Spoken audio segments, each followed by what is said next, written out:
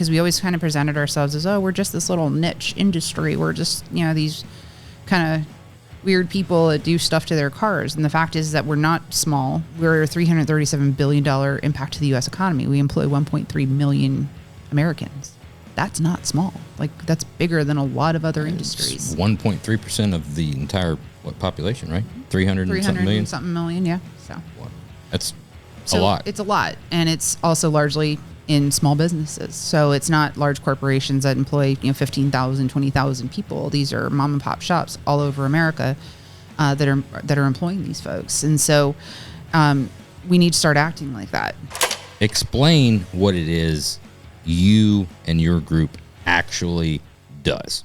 Okay. And from if you were explaining this to grandma at Christmas. No, like two mid 40-year-olds that drink bourbon that are 12 years old. All right. Welcome everybody back. Another episode of Oil and Whiskey. This week we have none other than SEMA's Karen Bailey-Chapman. Howdy. Thanks for being here. This is great. I'm excited to be here. You've been on the road for a little bit. Like 2.5 weeks, yeah. That's a long time. It is, but it was worth every mile driven. And you've been riding around the country in that hot rod Jeep out there? The big yellow Jeep. Sweet. Yeah, diesel engine. It does not like altitude and speed at the same time. Yeah, it doesn't like climbing at altitude. So. Diesel engine, huh? Yeah. That's cool. Yeah. That's a swap. They don't... No, they did them for a couple of years. Really? Yeah, they always.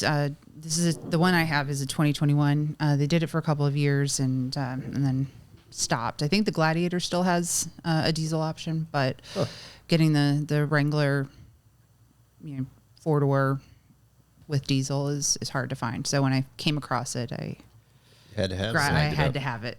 Nice. So. Well, thanks for coming out. You brought gifts as well. You brought 2 bottles of whiskey. One is from the DC, your home area. Mm-hmm. That's the Oak Street bourbon that we're fixing to try. Before that, you prefaced it with, it's definitely on the peatier side. I just got the first sniff of it. I haven't tasted it yet, but you're right. Okay. It's got that, which is interesting from the mash bill. I love the bottle, though. Great. Yeah. Great logo. Good marketing. We'll try this one, and we'll get into something else. Okay. I'm really excited to do this one. We're gonna get right into it, just in full transparency of why this even happened. Because we were going out to Barrett-Jackson, like we always do. Norris Marshall from Blueprint, right? Good old Norris. Said, hey, we've got this dinner we'd like you to come to. All right. Don't worry, we're not asking for any money. And when he first prefaced it that way, I was like, well, that's exactly what somebody that's going to ask for money would say. I feel like he was just trying to diversify the group a little bit by bringing in some hot rod, hooligans. Greasers. Yeah, he's trying to bring in there's some pretty fancy people in there. Some guys who wrench. And then there's the roadster shop guys. Yeah. So we came to the dinner, didn't know what to expect, 100%, honest. We just was like, we're going to do this as a favor to Norris, right? He wants it there. Then you start seeing some people coming in. You're like, oh, yeah. So we know a lot of people here. And you were able to do a very informal, deeper dive into what exactly SEMA, and more particular, you do with the political action committee. We talked about it, at the end of the dinner, of kind of what our take was of historically how SEMA has at least portrayed what they did there. And it was a 100% breath of fresh air. We came out of that literally being like, hell yeah. Now we're happy. Yeah. We're excited. They're actually doing shit. It was a major eye opener for me. I think I can speak for probably most of the people in the hot rod community that have been on the receiving end of all the SEMA action emails and the current legislation and what's happening. And, it got to the point where they're just kind of overwhelming. And I think like everybody else, you kind of look at that and you're like, well, I don't really need to worry about this. Yeah. And you just kind of delete. Sounds like somebody's handling it. Yeah. And after sitting at that dinner and listening to what you're doing and the things that you're campaigning for and the work that you're putting in, it's absolutely vital to the industry.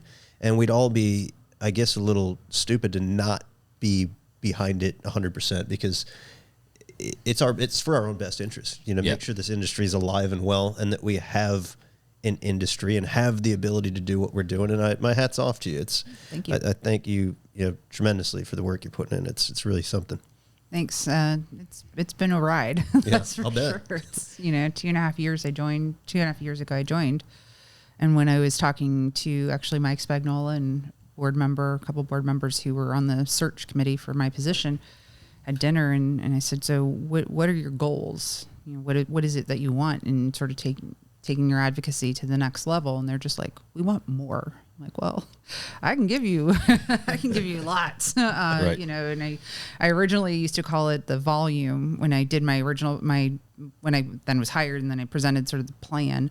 I used volume. I was like, we can turn it up to 10, we can dial it to 5, everything can be adjusted, but that terminology's evolved to now it's sort of when you go to a Thai restaurant and the level of spicy you want. Oh, yeah. So Okay. How hot? How hot do you want to go? And so we've done some stuff that have reached Thai spicy levels, and everyone gets a kick out of it. But it's been a great ride with it, and just to have, the board and Mike have really just kind of let me run with it and sort of see what we can do, and it's been pretty fun. Well, what's your background before we get into much of today? How does somebody like you get into what you're doing now?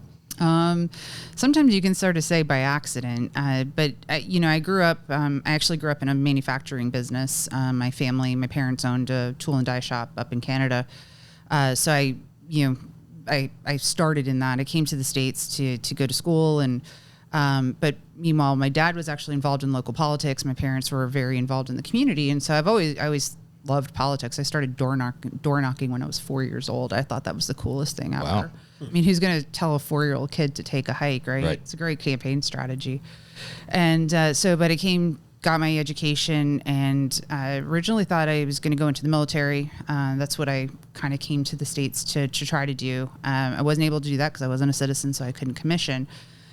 And the alumni that were helping me at school said, oh, well, okay, so this didn't work out. What would you like to do? I was like, I'd love to have an internship in Washington, D.C. I mean, just try it out.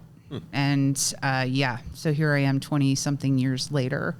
And you figure out kind of what part of Washington you like, because everybody thinks, in order to be a big decision maker, you have to be an elected official. But the fact is, there's a whole ecosystem in politics, and so that's what jump-started my career, and I've just kind of progressed through and worked for political advocacy organizations, then moved over to the corporate and business side, and have continued to do that over the years, working for multiple different industries.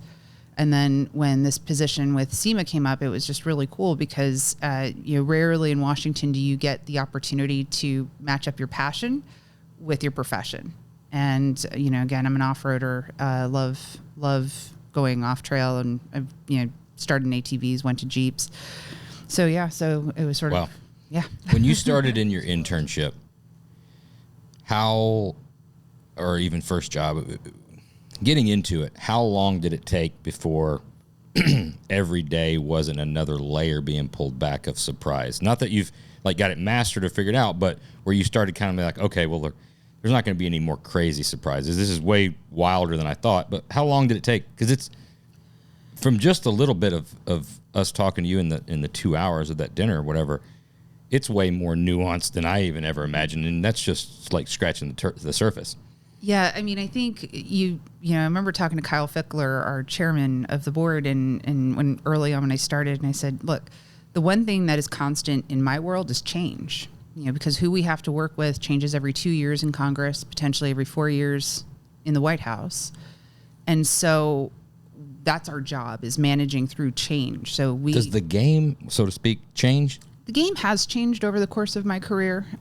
It's, we hear about this on the news, obviously, but it's definitely a more polarized environment that we're working in. But you also, back in the day when I started, and I was kind of on the tail end of this, is sort of, if you knew the Senate Majority Leader, you had a good relationship with the Speaker of the House, and potentially the President, you could usually get everything done that you needed done.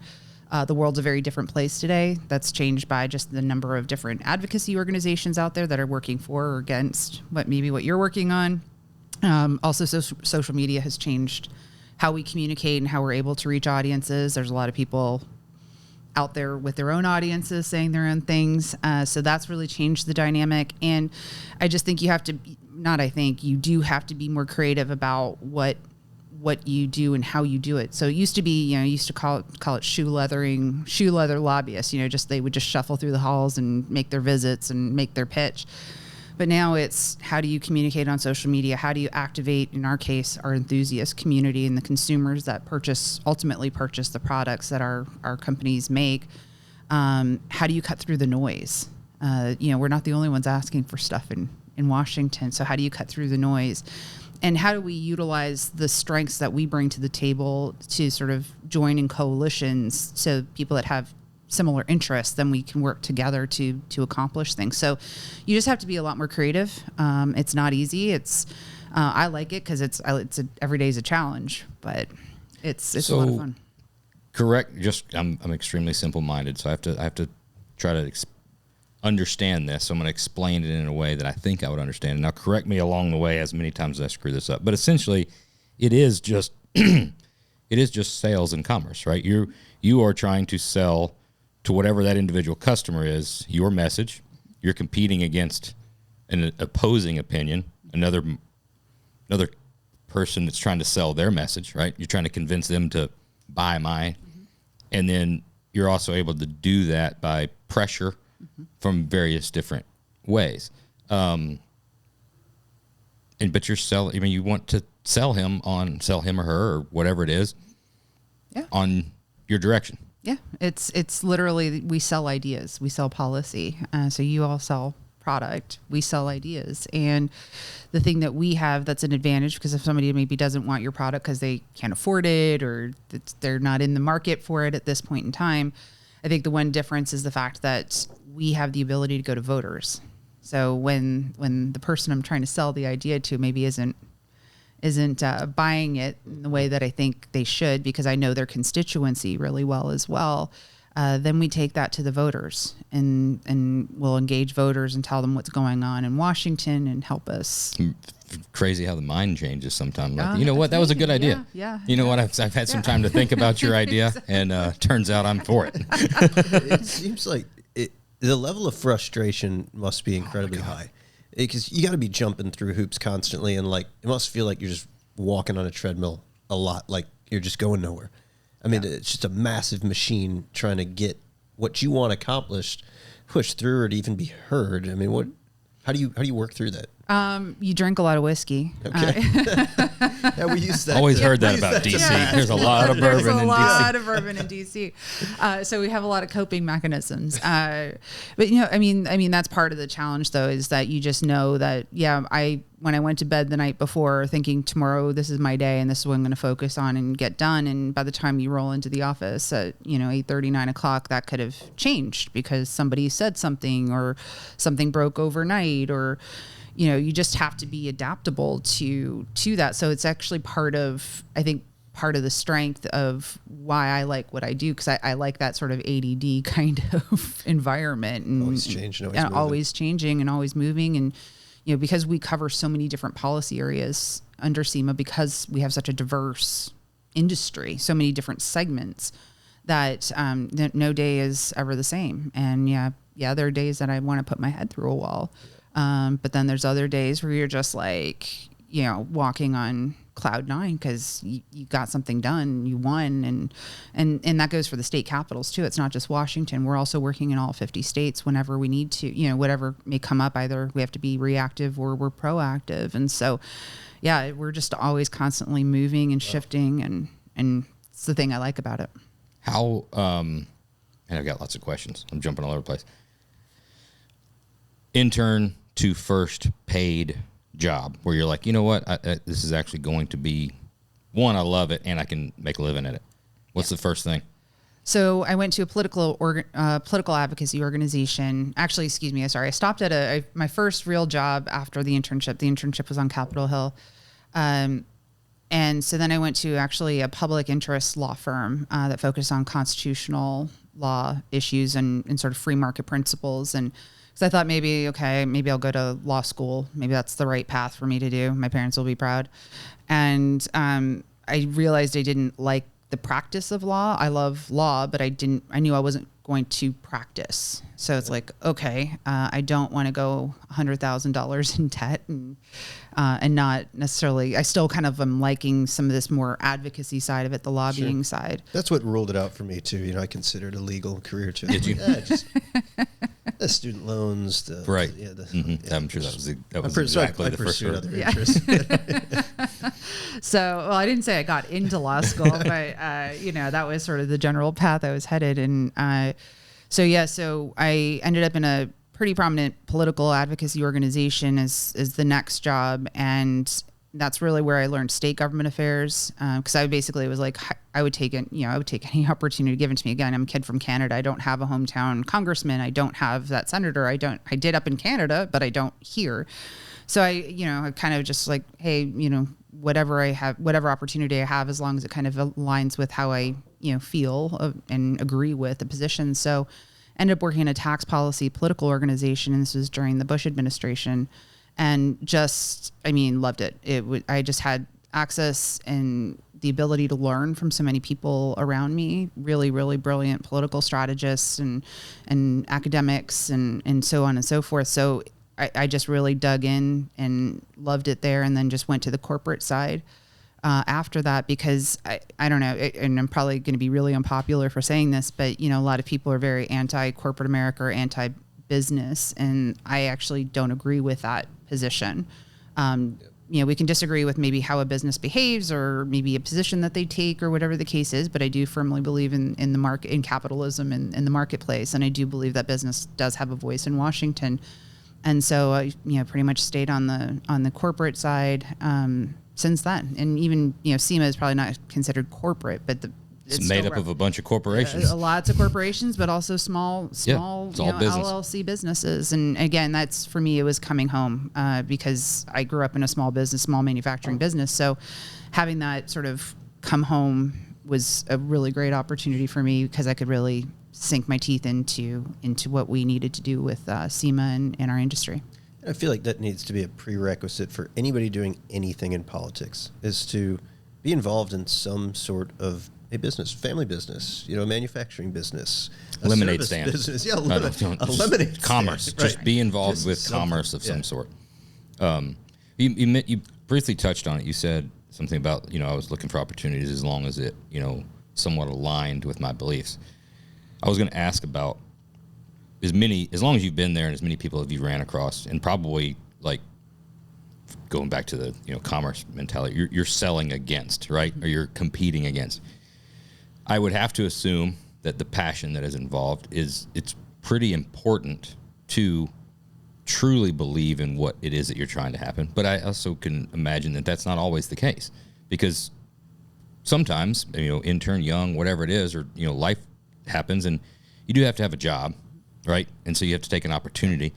And I'm interested to know if there's instances there where you run across somebody and they're kind of like, man, I don't believe in this.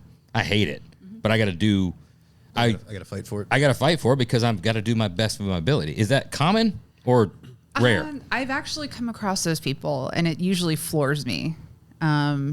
It floors me because I'm like, I couldn't get up in the morning if I wasn't passionate, because it can be long days and it can be really taxing, and your brain just kind of wants to explode. And I don't know, I guess they're better at compartmentalizing their lives or something. So there are folks that, I'm just, they're happy with the paycheck and so forth.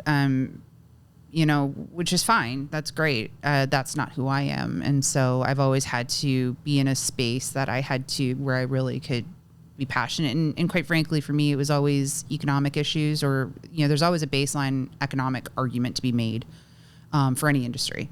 And so that was always kind of my sort of rooted cause, or my rooted, where my roots were. And so, when you're talking about jobs and business and expanding, opportunities and all of that kind of stuff, that's sort of where I always sort of centered around. And, but yeah, I couldn't just take a paycheck. And I mean, some of my moves in my career was not because I disagreed with what I was working on, but I was getting bored. I was kind of doing stuff that was like, wah. And I was like, okay, I'm ready to move on to the next thing. Right. So that's sort of but that's me. How do you go about with as many interactions from the lowest of the low level to the highest of the high level, all the way across the board, and years over years,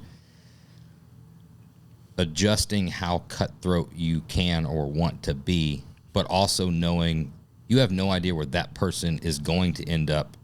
I mean, we all, the old out, never burn a bridge, right? But that's a whole different ecosystem when it's like this intern. You don't know who are your friends or enemies. Yeah, and you also don't know the guy that that's an intern now doesn't end up being shot caller at this place. Something like that's every day's a new day.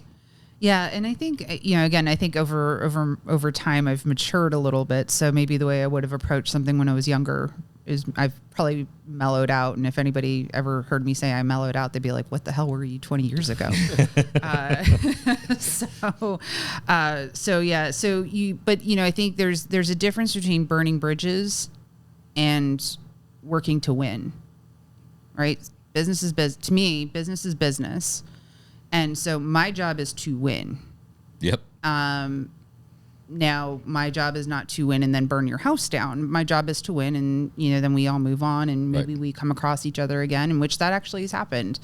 But then also, if somebody's beaten me, which hasn't been often, but if somebody's beaten me, I have a respect to that, and especially if you're playing kind of by the rules, and I'm air quoting rules, but Okay. There's sort of gentlemen's agreements and how you behave, and even some of that dynamic has changed. I think the rules are there ain't no rules. Speaking of greasers, the rules are there ain't no rules, and that's been a different dynamic. And I think that's also something that some of those constituencies that have adopted that are starting to learn that comes back to bite you. So it's a balance. Talking about there is no rules, right? And again, you're a store, you're SEMA, you're selling your ideas. Then you've got the exact polar opposite that's wanting to push the exact thing you don't want to see pushed, right? And I'm sure you probably know friendly people, acquaintances, the people that are pushing those agendas. Is it ever turned off and you're like, we can have a conversation? Or is there, obviously you're playing like, 4-dimensional chess, right? So there's all kinds of moves, right? And there's things that, are you willing to concede something to get the next thing? Are you ever working with another, group, committee? And you don't have to go too deep into that, but or is it just siloed and like, we're our business, fuck these guys, we gotta move on? No, I think look, DC is a city of deal making. There's a reason why the president is taking the path he's taking, right? And you just put the ultimate deal maker in the city that prides itself on deal making. And so, at the end of the day, you do want to sort of, one of the things I think has really served me well in my career is that I do listen to people. Even if we're not on the same page, I'm always looking for commonalities. Okay, so we may be on opposite sides of the issues, but is there anything that we can agree on and maybe cut a path forward, or, do something different, maybe approach it a little differently. So there is still the opportunities to figure something out. I look at it in even some of the issues that we're dealing with SEMA right now, is that had people been brought to the table, had business and industry been brought to the table, we probably wouldn't be in the fights that we're in right now. But there's still politicians out there that decide, no, I'm just going to do whatever I want. It's like, okay, so if that's how we're going to start the conversation, then that's one track. But if we all come to the table on the front end to try to decide, maybe we still don't agree, but maybe we have something to work with, that's a whole different relationship and a whole different opportunity. So on the politician side, you have individual politicians that are, regardless of the persuasion that's given to them either by their constituency or their, funds from these committees, you have somebody that's just a car guy, or you have somebody that's just, his dad was a car guy. So you have all these little personal experiences. They're like, I have a personal connection, so I'm pro, right? And that can only go so far based on wherever their individual constituencies lie, right? But at least their core group is like, all right, I'm pro that. Then you got the ones in the middle that are kind of agnostic, right? That are kind of like, I don't really give a fuck, right? I'm not going to go against it unless it's going to be beneficial to me. I'm not going to go for it unless it's beneficial to me. And then you've got the opposite that have personal experiences that are anti. Mm-hmm. So those I would assume are the hardest, right, to persuade, right? They've got but so you're playing in the middle somewhat. Sometimes, sometimes you can take hard no's and move them to yeses. That usually takes a lot of arm twisting and, again, engagement with voters and whatnot. If we believe that they have a constituency that they're not representing properly, then we'll sort of go whole hog into that. But then there's others that, like if it's somebody that's just never going to be on your side, you just kind of let it go. So there are the middles. But then there's, again, it's like you said, four-dimensional chess, sort of like, okay, well, if you don't have the votes lined up, leadership's not going to bring up the vote. If you notice that there's never really failed votes on the House floor any longer, or the Senate. Doesn't get there unless everybody's like, all right. Yeah, exactly. I remember watching, again, as a young person in Washington, like watching C-SPAN, like intently, like, oh man, you want to talk about exciting? Like, it's so exciting, right? Again, I'm a nerd. I may drive a cool Jeep, but I'm biters. Still, but it is like, okay, my vote tally is going to be on the TV. We don't really have that sort of, nail biting situation any longer, which is, I don't know if it's good or bad. Sometimes, it's different. It's just different. And the fact is for us, and especially in some of the issues we've worked on, is that I want votes up on, I want a roll call vote, and I want the vote on the record, because that really is part of our, from our strategy standpoint. You can hold them to task then. Yep. So when they come asking for money, or they, want your help, or, maybe they have an opponent in their next election, that's actually useful for us. So I actually, even if I'm going to lose a vote, I want them on record. But sometimes leadership is, again, we don't have quite that sort of same dynamic. Well, I want to get to the money side in just a bit, because I think that's what I was so blown away with. One, how it works. Number two, the actual numbers and all that. And I think that's where that's where most people, if they stay listening, are going to be blown away when they understand exactly how all that works, and then the actual numbers of it, right? It was wild. But before we get to that, so we're talking about, you got the ones that are hard nose or middles. So there's, John Brown in, Oklahoma or whatever, that you're going to need to sway him. He's always been a hard no, whatever it is. You got your history, right? So you're going to basically create a, strategy or a plan, and you're going to start doing some digging. You're going to be like, what businesses are in his area? How are they most affected? What are the size? How many employees? Blah, blah. Let me add up the numbers. So you're going to create a war room plan to then see how to attack it? Yeah, exactly. I mean, one of the things I think was really... You can tell me when I'm wrong. I'm not trying. Fine. No, you're right. You listened to the presentation back in January very well. I'm taking you out on the road, sending you out on the road. Now I just completely lost my train of thought. So one of the things I think was really underutilized with SEMA, there was some being done, but I don't think to the extent that it needed to be, and that was having lawmakers come and visit the companies that are in their districts, because more often than not, they're kind of like, oh my God, this is huge, or I didn't realize there was this 150 employer position or company in my district that's in automotive aftermarket. And so making that connection and that sort of touching and feeling is actually really important. And then the other part of it too is, even when I came in, one of the things that I sort of helped change some of the messaging of SEMA, because we always kind of presented ourselves as, we're just this little niche industry. We're just, these kind of weird people that do stuff to their cars. And the fact is that we're not small. We may be niche, but not even, I think we're more mainstream than we give ourselves credit for, whether or not we want to admit that we are. And the fact is that, we're a $337 billion impact to the U.S. economy. We employ 1.3 million Americans. That's not small. Like, that's bigger than a lot of other industries. 1.3% of the entire population, right? Mm-hmm. Somewhere, give or take, 300 and something million. Yeah. So that's a lot. It's a lot, and it's also largely in small businesses. So it's not large corporations that employ 15,000, 20,000 people. These are mom and pop shops all over America that are employing these folks. And so we need to start acting like that, and start sort of, we're not tiny. We're not just a hobby. We feed people's hobbies. We make our livings off of people's hobbies, but they wouldn't have a hobby if we didn't if our members didn't make the products to do it. And, whether that's on, their recreational side or just because they like cars and want to collect cars, or they just want to work on a vehicle and they want to, get the parts. So it's just, we had to stop acting like the little guy because we're not little. Do you think that there was previous regime, SEMA, and thought processes, do you think that came from a fear of acting too big and having a spotlight put on you? Or was it not being self-aware enough to know like how much power? What do you think the reason was of gambling small to win small versus gambling big to win big? Like, I think some of it is just the evolution of what we were talking about earlier, and that is the evolution of how politics is handled in today's world versus 10, 20 years ago.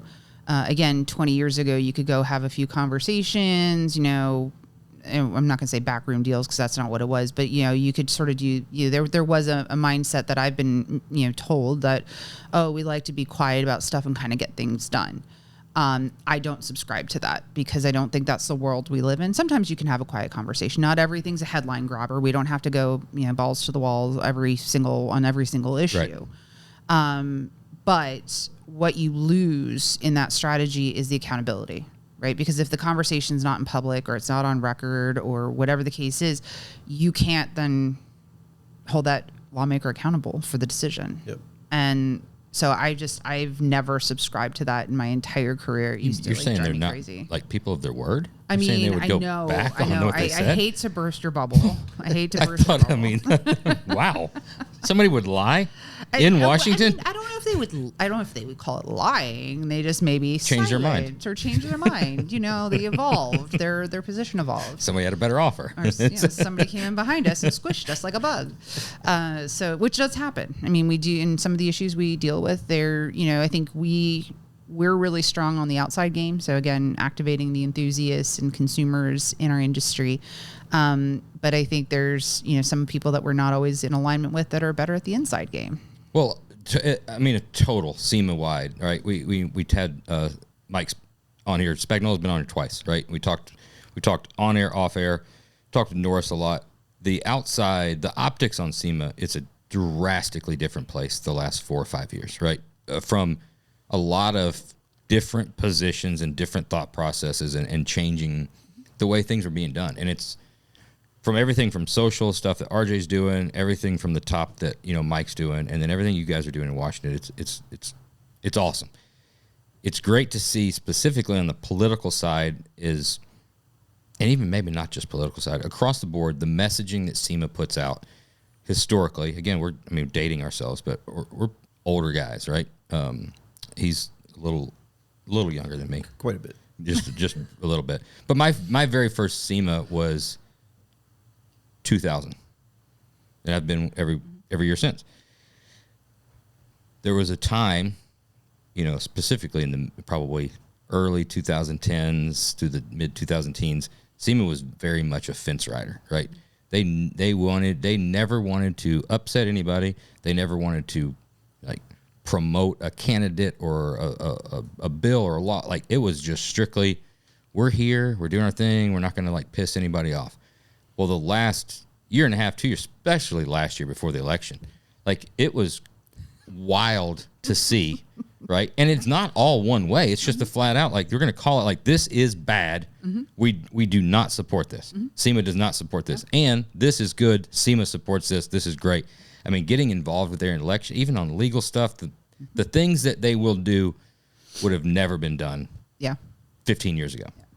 Yeah, because what drove that? Is it that same thought process that, hey, we're bigger than what maybe we thought we were? Well, I think it's, a combination of, obviously there's been a change in leadership with Spags taking over and sort of having a different view on sort of where SEMA should go. And so those of us that have joined that new team, obviously I've been very clear about sort of where my head's at with things like that. But I think there's also been a lot of issues where the fence riding actually got us into the bad situations we sort of had to be aggressive on. So, and I'll use the example of EV mandates. And I think one of the challenge, or sort of one of the realities, is that we face, and we see this in just the general consumers, not just our industry, that sort of notion like, oh, that'll never happen. Like, oh, let's embrace new technology. Yeah. It's going to be a new thing. Or like, they're going to ban the ice, ban ice. It's like, oh, that'll never happen. I mean, I probably would have been that consumer prior to joining. Well, I was working in California in my previous job, so I was actually watching it all unfold. I'm like, oh shit.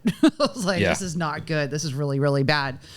Which then obviously ended up turning into me being at SEMA, being like, okay, we got to change this. But, this has been a slow burn. This issue over ice bans and the emissions controls and all of that kind of stuff has been a slow burn for 20 plus years. The Federal Clean Air Act, was passed in 40 years ago, 35 years, 40, 50 years ago. Oof, before I was born, on the 50 side. Just for clarification, just gonna put that out there. But the fact that you have all these different states that started following California's emissions policies, that's been a slow burn for 20 years. And all of a sudden we woke up like, oh, like that's actually like half of the country is what's represented in those, what was 17 states is now 16 states. And it's like, oh, this is going to happen. It's not like, oh, it might happen. It is going to happen. How close did we come to that? Like, everybody's pretty naive to it. Mm-hmm. Some people have their opinions. You got your diehard, like, they're never going to take my, supercharged big block away. And then you got the people who are like, they're diehard. Well, they were diehard Tesla. They don't like them so much anymore. Funny how that changed. We would have saved so much money if we just put Elon Musk in charge about 5 years ago. We wouldn't have had this problem. I know. Yep. But behind the scenes, how close did? Well, there's still 16 that are full blown. Still, different degrees. There's still 16 states, but in terms of how close did we come to this mandate? Yep. What was the vote spread in the presidential election? Okay. I mean, that's how close it was. Okay. That's how close it was. So that's why it was so important. It wasn't about us supporting a Republican over a Democrat, because we actually, most of the stuff that we do is very bipartisan. Mm-hmm. But there were two very distinct candidates on the record, not just platitudes, on the record of where they stood. And so we had no choice but to get involved in that issue. And it wasn't, again, we don't hate EVs. We like anything on 4 wheels, 2 wheels, 3 wheels, whatever, like 1 wheel, and whatever propels. I'm going on record. I'm not a 1-wheel guy. All right. Okay. You're not really a 2-wheel guy either. We've seen that. That's just scooters. Yeah. That's just scooters. I finally tried the scooter stuff. I'm still too afraid of the hover wheel, 1 wheel things. But, scooters are fine. Just I'm going to tell you right now. My son's got the 1 wheel. I can ride it. Can you? It's not too bad. Okay. The dismount is a little tricky. Okay. Getting started and getting off, a little tricky. Okay. Once you're on it, piece of cake. Yeah, I'm trying to will myself to that point. And, as my husband says, Karen, you don't bounce like you used to. Like that I can attest to. It's been well documented on this podcast, the scooter thing. But I'll tell you, the scooters are fine, no problem. Fast ones, slow ones, whatever. The thing that you don't want to do, I'm speaking from experience. The thing that you don't want to do is, one, have about 4 or 6 cocktails in you. Mm-hmm. That's the first thing. I would start not having that many. Yeah. Maybe start with 2. Go full speed, be smoking a cigarette, and also have to pull out your phone for the navigation to lead the group. Yeah. That's when it really goes. Unfortunately, things go. It's the neck. Cigarette was fine because I could hold that in the mouth, but it was some things. It's the neck angle. There's no caster in those. There's no caster, and the second I went one hand and I looked, and there was and I had a tank slapper, and tank slapper at full speed. Anybody that's been on a street bike knows that doesn't end well. Yeah. I tucked and rolled good. If I had to wreck that, you've never seen anybody wreck as good as I wreck. I look like Rossi laying down a CBR, right? I mean, I'm telling you what, it would look. I still see it. I know you do. It was yesterday. I'll get random texts on a Sunday, be like, "Hey, remember that time you wiped out on a scooter?" With that shit happened 4 years ago. With that jacket, it looked like you just tossed a dude in a sleeping bag out the car. Oh, I was tight. I mean, you just got to roll with it. When you're going, don't try to fight it. You just have to roll with it. I was never full blown concussed. We were in Louisville for like a bourbon trail thing. I was. Okay. Fuck. Anyway, sorry to derail. You'd get along well with my husband. He did that through Indy. Similar situation. He didn't wipe out, thank God. But yeah, because I'm not a good nurse. I'm like, oh, you broke something. Yeah, I don't have a lot of compassion. No, I'm terrible. I'm like, people listen now, like, what? Are you serious? You're not compassionate? We derailed there. On this SEMA thing, just because it popped in my mind, how much influence, I mean, being located in Diamond Bar, how much interaction with any state government in California is there? And does it do any good? It does. Obviously, I think in the industry, everybody kind of, hates on California. And I mean, look, they've given us plenty of reasons to not trust them. But the fact is that we've actually done some proactive legislation that's been successful there too. So, we actually have a lobbyist, one of our lobbyists who's responsible for the western half of the country. He's based in our Diamond Bar office. He comes out of, Sacramento politics, so he knows the state very well. We also have a full, an external lobbying team, like a consultant group. So we put a lot of resources into California because not only do we have to deal with the lawmakers, but we also have to deal with CARB. Which is obviously an interesting relationship, both good, we have positives with them because of the work that we do on emissions testing and all of that kind of stuff, but we also are at odds with them on policy sometimes. Like we sued them last year. So I made my that call. It's like, it's like my police call. It's like, really, do I have to? It's like, it's your boss name. Yes. It's a title thing. I think the headline right now, what I've just noted, because I think I can speak for a lot of our industry. Most guys are. Can you? Probably like me, that they're not heavily involved in this stuff, right? But the thing that just popped up recently that's making kind of headline news is the Leno law. Mm-hmm. That's major movement, right? To get, what is it, pre-1990? Yeah, it's a rolling 35. It'll be a rolling 35. Yeah. I mean, emissions exempt, smog exempt. Mm-hmm. That's a huge deal. How does something like that start? How do you push it? How long does it take, and how did it get passed? So it's not passed yet. It's only gotten through its first committee. Okay. So it still has a long way to go. A long way to go. I'm moving to the 2-bitch. Sorry. Okay, go for it. So that goes to show about my involvement in it. Yeah, no, that's okay. You saw that it was a thing, and then you saw it move through. Oh, that's but awesome. That's good. It means you're paying attention. But we're also trying to help people celebrate the wins. You got to take that as a win. For him to notice that much part and remember it, that's a huge win. Please say it's my social or our political team social media graphics. They'll be like so excited that's what. Of course, that's what it was. But yeah, so California had a rolling exemption up until 2004. And then actually, oddly enough, it was under Governor Schwarzenegger that they got rid of it. So riddle me that. But he's gotten old. So anyways, we've taken a run at this a few times, preceding my time, and then with this particular. With this particular time in place with Leno's law is that, again, kind of lining up the right coalition. And so you've got obviously Jay Leno, who's lent his name to the effort. So that's hugely helpful. The other interesting part of where it is right now is the fact that the chief sponsor, the lead sponsor of the bill is actually a member of the minority party. So she's a Republican in Sacramento, which is, like finding leprechauns. There's not a lot of them. And so, but the fact is that it passed through committee, 12-2 vote. So bipartisan. Wow. Pretty incredible. But it still has a ways to go. So it went through transportation committee, then it's now sitting in appropriations, which is the money people. What their decision is going to sort of either it's going to continue to proceed or may hold for a little bit. And then if it gets out, then it goes to the Senate floor. If it passes the Senate floor, it does the same thing on the House side, and then on to the governor. Appropriations is looking at strictly how much they're going to lose in or how fees. Much it's going to cost or whatever. And the fact is that it shouldn't cost anything to implement. Well, that's the thing. Is like we actually are. Our assessment is the fact that the state's not losing money because the shops that do the smog checks for these older vehicles or the 35-year-old plus vehicles, there really is no fee to the state because it's to them.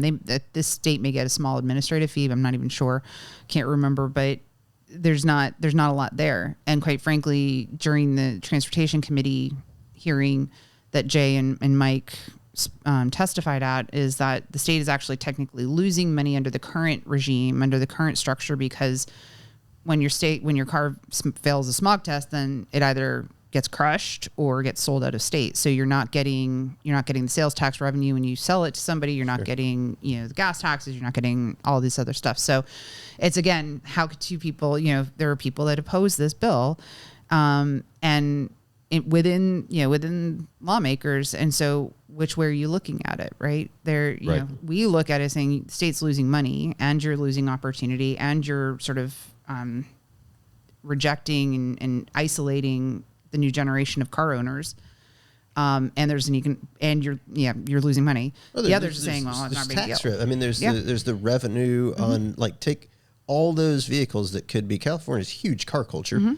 Those vehicles need maintenance. They need to be serviced. People are going to modify them. People are going to build them. There's probably, I mean, it's probably not a huge number, but there's tax revenue there, sales tax. Oh, it adds up. I mean, it adds up. But that's not how they look at the fiscal note. You know, it would be amazing to look at it from especially as big of a nanny state as California is, right? And so pro handout.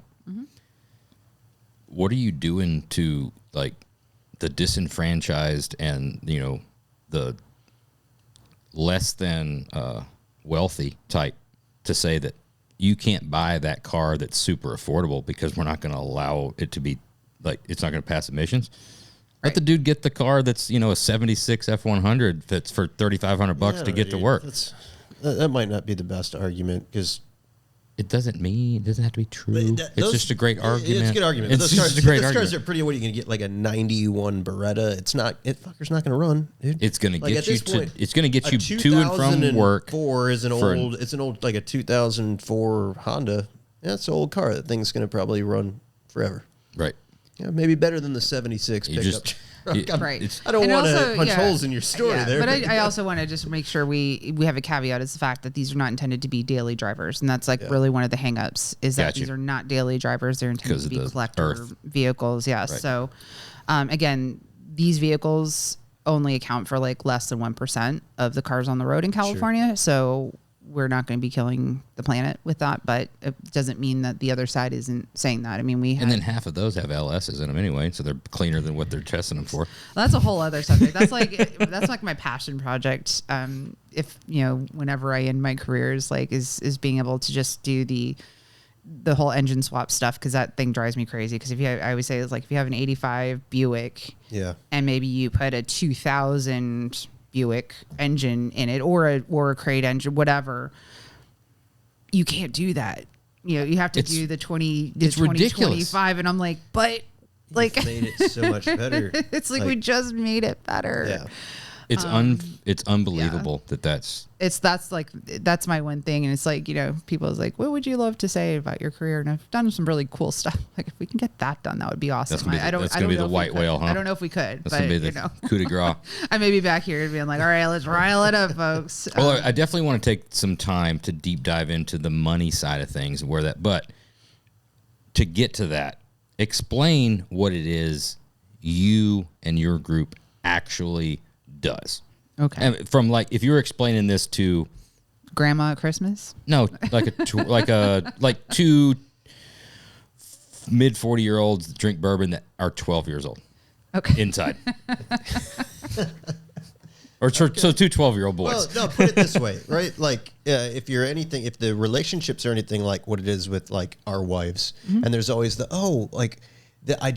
couple, so-and-so's husband, he's a car guy. Yeah, he's probably not. We've got to do dinner. You're going to love this guy. He's into cars. He has a sports car. Like, so oh man, I'll just say, I can guarantee I'm going to fucking hate this guy.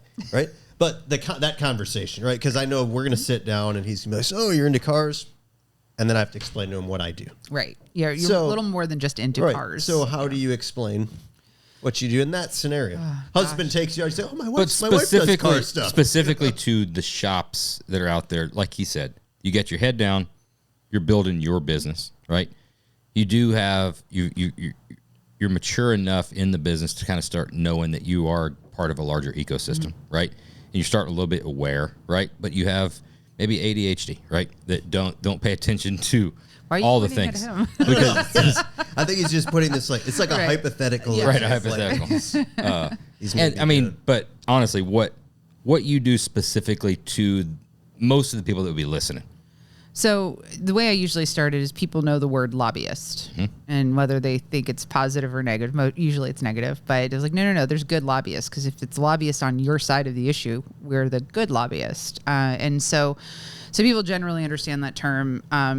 But, as I sort of go further into that, is that, look, we're the representatives of the industry in Congress and state capitals. So we are your voice in these spaces. A lot of large corporations, ones that I've worked for in the past, they have their own government affairs teams. I've been on those government affairs teams. Our businesses aren't big enough for that. I think we have maybe one or two businesses that I'm aware of that have specific government affairs teams. Because we're largely small businesses, because we're so, we have so many different segments of our industry, we're sort of your one unifying voice in Washington. So we're the ones that go and talk to lawmakers, engage with lawmakers, media, others in Washington, other organizations that, share the same space or issue focus. We're that voice, and we're the ones that can help figure out what our path is when either we want to do something proactive or we have to go on the defensive. We're the ones that know how to navigate, unfortunately, the swamp, because the swamp still exists. It still will always exist. And I wish that my job was no longer needed in the planet of America, but unfortunately it is. And so the fact is that we help navigate what's the right direction to help solve whatever problem we're trying to solve, or on behalf of the industry. And but I also sort of position it too as the fact that we're your mouthpieces. We kind of do the early work. We cut the turf and so on and so forth. But when we do things like our DC rally and some of these other events where we engage with lawmakers, where we bring our members in, that's really where the rubber hits the road, because, we're paid mouthpieces. So the lawmakers like, yeah, that's cool. And we know that you can do, you have influence, but, when you bring the small business owner from their district in telling their story, it's a very different conversation, because now there's that local connection. They do care. They do. That much? They do. Wow. Yeah. I'm not trying to be cynical. No, that's okay. I guess I am cynical. No, it's fine. You're allowed to be. You're allowed. So you've seen, groups come in for that and talk to, the representative, and they're like, oh, you know what? It's changed my mindset on said topic. Yeah. Or it's, I didn't realize, one of the things again that I did when I started is we did the economic impact report, which is I gave some of the quotes of those numbers. Because oftentimes we're up against, again, companies with their own government affairs, plus their trade association. They've way outspend us. And they also, sort of, and I don't want to call out any specific group because I don't want to offend anybody, but, they walk in because they're the big deal in town, and they'll write a check to the congressman or senator that's running for office. But they may only have, that person may only have 35 employees in the district. We walk in with our economic impact report and say, actually, we have 1,500 in our industry, or 2,000, or, in the case of California, i.e. votes. Correct. And they kind of do the, huh. Like, so, but we're also we're kind of catching up from behind, because these are some of the things that, many trade associations have done traditionally. SEMA had not done that. So we're a little behind, and again, sort of demonstrating that we're actually a lot bigger than what people think. And so putting that into numbers and so forth. So yeah, but then actually having those members come in, whether it's you guys or anybody else in the industry, and talking directly, it really does have an impact. And you're bringing bringing their constituents to them. Mm-hmm. Tell them it's their voting base. You're doing that. You're being like, hey, this is what's important to them. We can obviously use our mouthpiece to tell them that you're pro them, right? Vote for them, right? I get that. Votes, swing this, social media. You're going to sell just like you would be. Again, back to the commerce thing. You're selling your brand. We have so many followers. We have this many people come to the SEMA show. We have this many people, blah, blah. We're a big deal. Mm-hmm. You need to go our way so we can tell everybody to go your way. That's a portion of it. Then the next thing is the actual donation money side of things. So that gets into the PAC, the SEMA PRI PAC, which is Political Action Committee. And so this is the mechanism in which we were able to, so number one, the contributions that we receive to our Political Action Committee have to come from individuals. So it cannot be corporate dollars or business dollars, even if say you're an S Corp or whatever, it has to be individual dollars. This is, DC's way of getting rid of corporate money in politics. And it really hasn't happened that way, but all details and rabbit holes aside. So the Political Action Committee that we have is we raise the money from individuals, and then we utilize that money to support candidates who support us. So their campaigns. There are restrictions. There's a lot of laws around this. The most an individual can give in a year is $5,000. The most we can give to a candidate is $5,000, or any denomination under that. So there's obviously reporting. All of this stuff is public. It's all in the Federal Election Commission. So it's all very above board in terms of what it is. But the hardest part of it is what, and maybe some people have heard of the difference between hard dollars and soft dollars. So hard dollars is what we're raising because I always say they're hard to raise because being able to write a check out of our personal account versus the business account, it's tough. It's tough for a lot of people. So that's the money part of it. And why the SEMA and PRI PAC is so important is because, again, if you're an individual small business owner doing a $500 check, your elected official will appreciate that, but that's still not a lot, right? Yep. If you look at, especially here in Illinois, but anywhere around the country, to run a congressional race is minimum $1 million. We have a pretty clean political history here in Illinois. It actually was one of my favorite places to do business. Right next to California. Because it was probably, you want to talk about backroom chats. Well, but it was so out in the open. Like, it was so not, but it was like, it was just like, I can respect this. Everybody owns their dirtiness. Yeah. Like it was actually like pretty healthy in a weird way. I know you said hard dollars though. But specifically, so Roadster Shop cannot give any dollars. Correct. But me and Jeremy, both of us, I could write a check for $5,000. He could write a check for $5,000. Mm-hmm. But now you've got $10,000. Mm-hmm. The one person you're going to give it to, you can only give that person $5,000. Mm-hmm. Yep. That's where I think, at least, unless I'm just doing dumb math, my thing is, I want listeners to understand is, yes, I'm not telling the shop or the guy that's working at a shop or something like that, they have to give $5,000. However, the candidate can only get $5,000. So if you give $100, right, and this guy gives $1,000 and this guy gives that, you're making, it's not, when I heard the numbers, honestly, I was thinking of hundreds of thousands of dollars, right? Yeah. And I started hearing that, I'm like, holy shit, $5,000, and that makes a difference like that. Yep.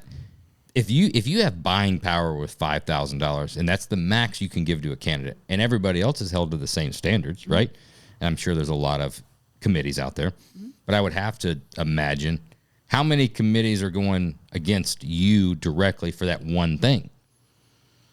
Well, I probably look at it a little differently. So I'll go back to sort of why the importance is for our PAC in particular is because, again, there are a lot of folks that maybe can only do $500 or $100 or whatever the case is. And so the fact is that consolidating it into our PAC gives us that's our purchasing power. So think about if you're buying steel and aluminum, can you afford direct to mill, or do you have to go through a middleman kind of thing? And so I'd probably equate it to that is the fact that because of how we're structured, so we're not large corporations that, can sit there and raise $10 from 10,000 employees. We don't have that breadth, but we have obviously thousands and thousands of members, thousands and thousands, millions of enthusiasts.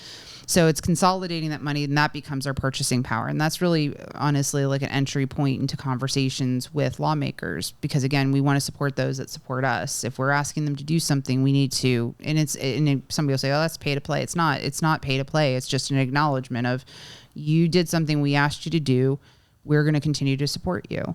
But then so that's that piece of it. But then there's the next piece, which is what our super PAC is, that I also talked about in the dinner there a couple months ago.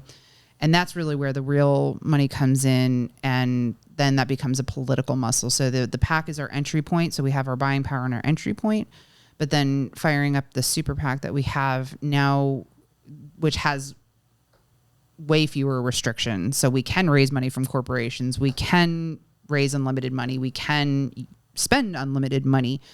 And that really becomes what's called an independent expenditure. And we can go run campaigns basically alongside in support of or in opposition to a candidate. The only real rule is that we can't coordinate with said candidate we might be helping. So we can't call them up and be like, hey, so how do you need us to spend our money? We can't have that conversation. So you have to kind of have. I'm sure that rule is followed hard and straight. Absolutely, it really I do, because the only way when you screw with people, you really don't want to break the rules because someone will figure it out. Right. So you got eyes on. That never works out well. Seen way too much of that happen in my career with others in town. So we do it cleanly in the sense, but again, this is where the political background and experience comes in, because we know how to read what's going on in a campaign. Like, we can see what's happening. There's public polling. We see media articles. We see what the campaign's doing in a public way. So you can give the right nudges. We can figure out, like, okay, so, or, if you live in a district, you know if they're doing phone calls or they're doing door knocking, or you can read the field. You can see what's happening in front of you and say, okay, here's how we likely will be adding value. And the value isn't just about the money we're spending, but the voice that we have. And that's, I think, again, going back to the strength of SEMA and its members, is our voice. We have a tremendous amount of credibility, more than we probably even realize of ourselves, because, we are car guys and gals. Right. And we're small businesses and we're manufacturing. Like, we check all those boxes that everybody says, oh, we love those people. That's us. So let's use our voice. Let's use our voice and use it smartly. You talked about at the dinner. You talked about some huge wins. We were coming this January. We were coming right off of the election. Some huge was it Ohio or what? Yeah. Man, I remember things. You're good. Good. Yeah. But you did talk about some specific campaigns that the Super PAC ran that netted.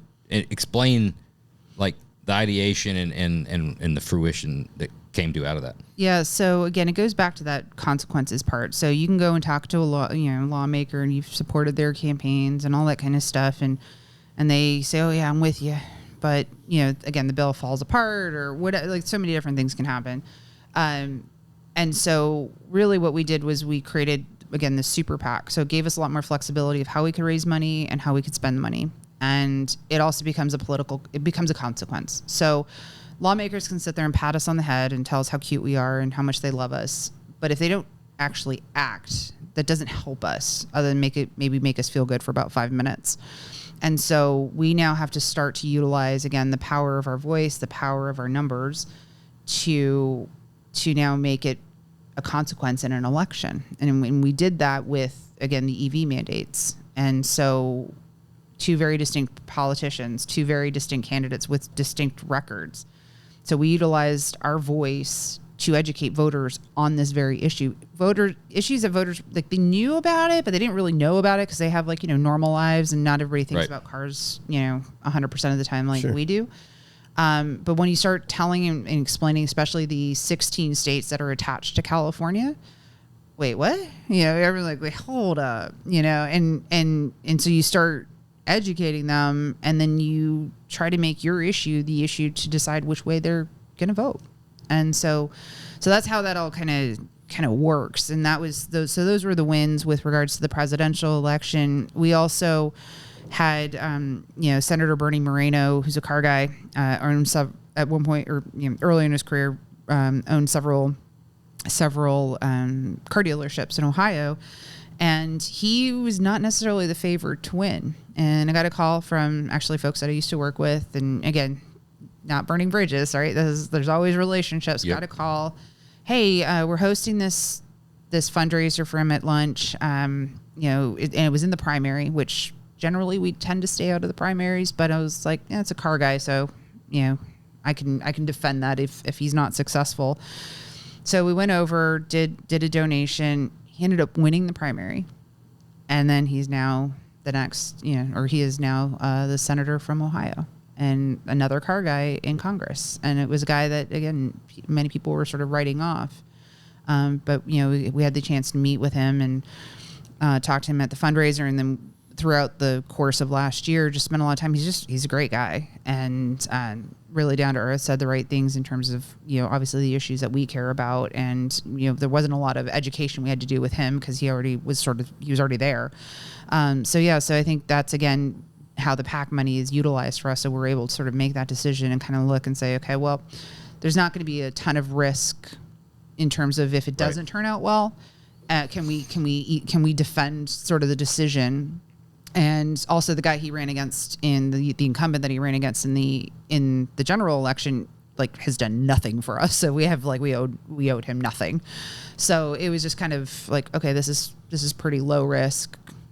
Take a shot and, turned out well. You talk about super PAC, that can be donated by corporations, right? And individuals too, right? Yep, and anybody. There's just So, I mean, you said it's all public. What did you raise last year? So for the PAC, so that's a regular heavy regulated one. So in the last election cycle, we actually raised $500,000. Okay. So over the 2-year cycle, which was the largest we've raised for the PAC in the PAC's history. How many SEMA members? How many SEMA members are PAC donors? Or how many SEMA members are there? 7,500. Is that it? Yeah. Okay. Of businesses. All right. Yeah, not counting all the employees and everything like that. But yeah, in terms of our business memberships, between 7,000 and 7,500. Right. But those employees, there's a lot of employees. Mm-hmm. I would assume that, like, I'm an employee. Mm-hmm. I would like my employer to continue doing business in the business that we're doing. Yeah. It'd be beneficial. It'd be beneficial. Yeah. Right. And again, I promise this is not we're sounding like Norris now. We're not asking for money. But my takeaway from that dinner was literally, like, I've been to SEMA, the show, and I see how everybody at the show, hanging around, not even that night, SEMA ought to do this, and SEMA should do this, and they need to do this for me, and they need to do this for me. There's a lot of people there, right? And if it was just $50 of those people and those employees and stuff like that, it'd be a drastically different number than we're talking about. Right. It's interesting when you hear about what the changes they're actually making on the backside, but see, even though it's a lot of money, it's the biggest you've ever done in comparison to how many people could and should. There's a bigger difference to be made than what people are taking advantage. It's hard to say, like, you guys need to do a bigger fight than this, and you need to promote me more, blah, blah. When you there's a difference in a voluntary donation and maybe like a semi-mandatory donation, like the price of admission. Boost that, man. Like, well, but we can't. I think there's laws against that. We can't do that. See, there's that whole law thing. You could like squeeze it in there, Well, that's what I think. Honestly, it is. It is very important to go through the deep dive like this because there is people out there. You're building fucking cars. Nobody's got time to understand this. It's SEMA. It's all one big thing. Right. I pay my money to go to the booth. Like, figure out what you do with the money. Right. Donate that to some people. But it doesn't work that way. No, it doesn't work that way. Because we can't. Trust me, we would if we could. And I think a very good point for people to understand is, like, it is two completely different things. If you want to donate money to push politics in favor of your business, you have to do it that way. It's not because, they think how much booth space. I mean, Pennzoil sponsored the huge booth. Can't they take some of that money to? Well, it's no, different. Can't do it. Completely different thing. Can't do it. Yeah. So, I think that's actually, again, the goal is, we often are, when sort of I talk about the strategy and sort of vision going forward is the fact that people are like, well, this sort of sounds like how the NRA was built, and I'm like, They just started 40 years ago. Yeah. so we're a couple years in. Let's manage those funds a little better. Than what they've done in their life.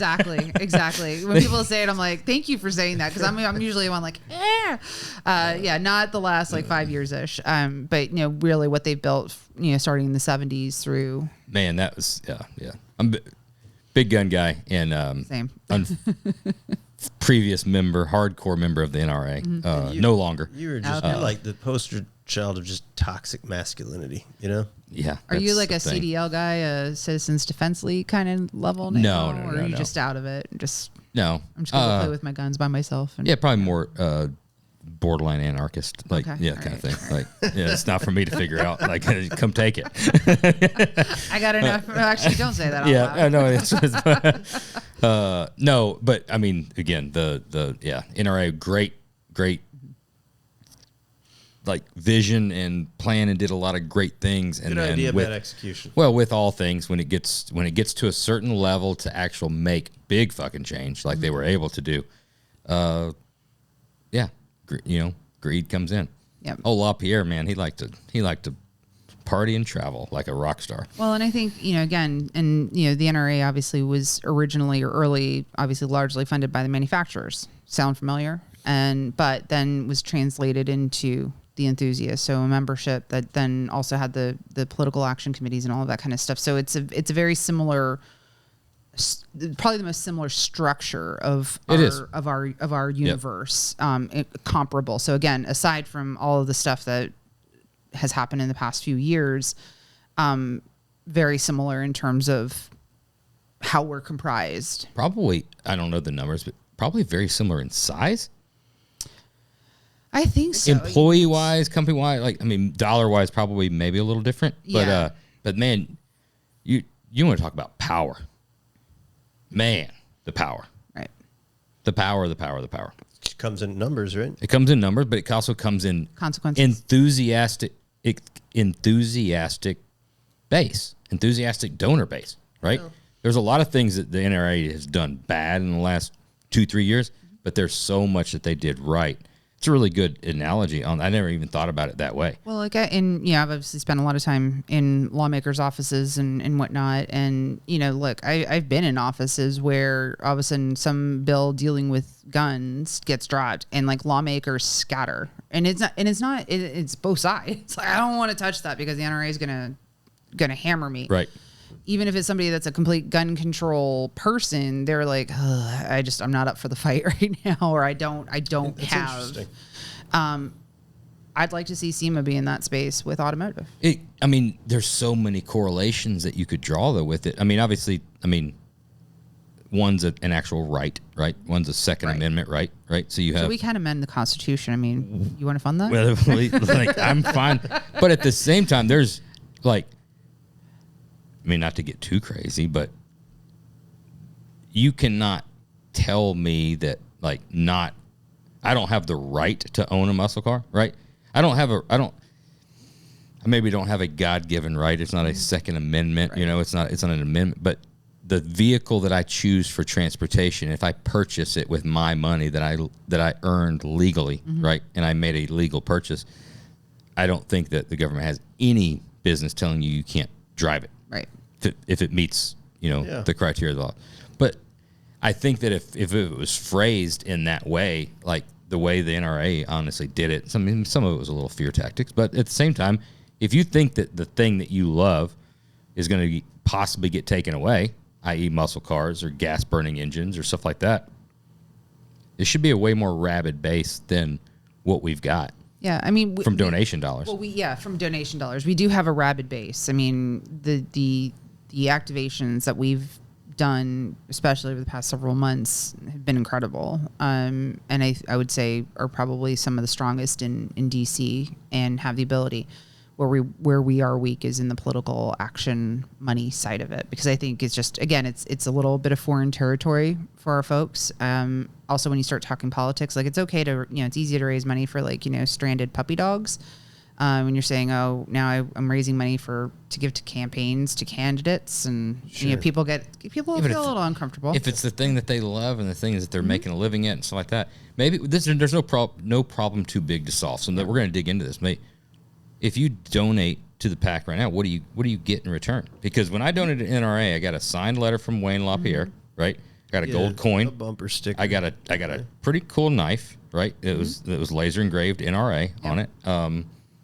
You carry if it I would have with you, donated more, I would have probably got a jacket. I was gonna say I got the jacket. I didn't get the jacket. And I think that was thrown out level the 2. jacket. I could see you wearing the jacket like that. Maybe I wish I should would've have had the given you. I jacket. should have given you my jacket. If It only was like we a knew each other.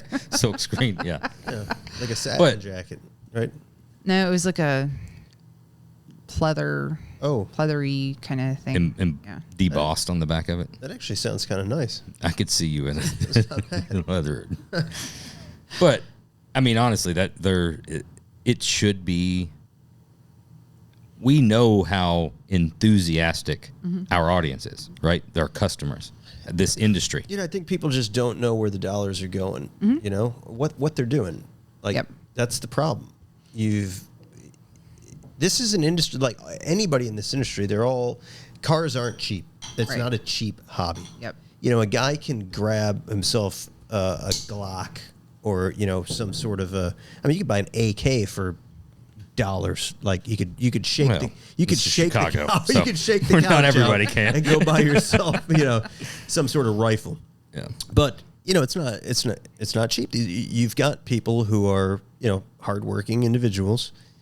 They're probably pretty career driven, pretty focused. Like I think they've got to be sold on it. Where are the dollars going? Right. Why do we need your money?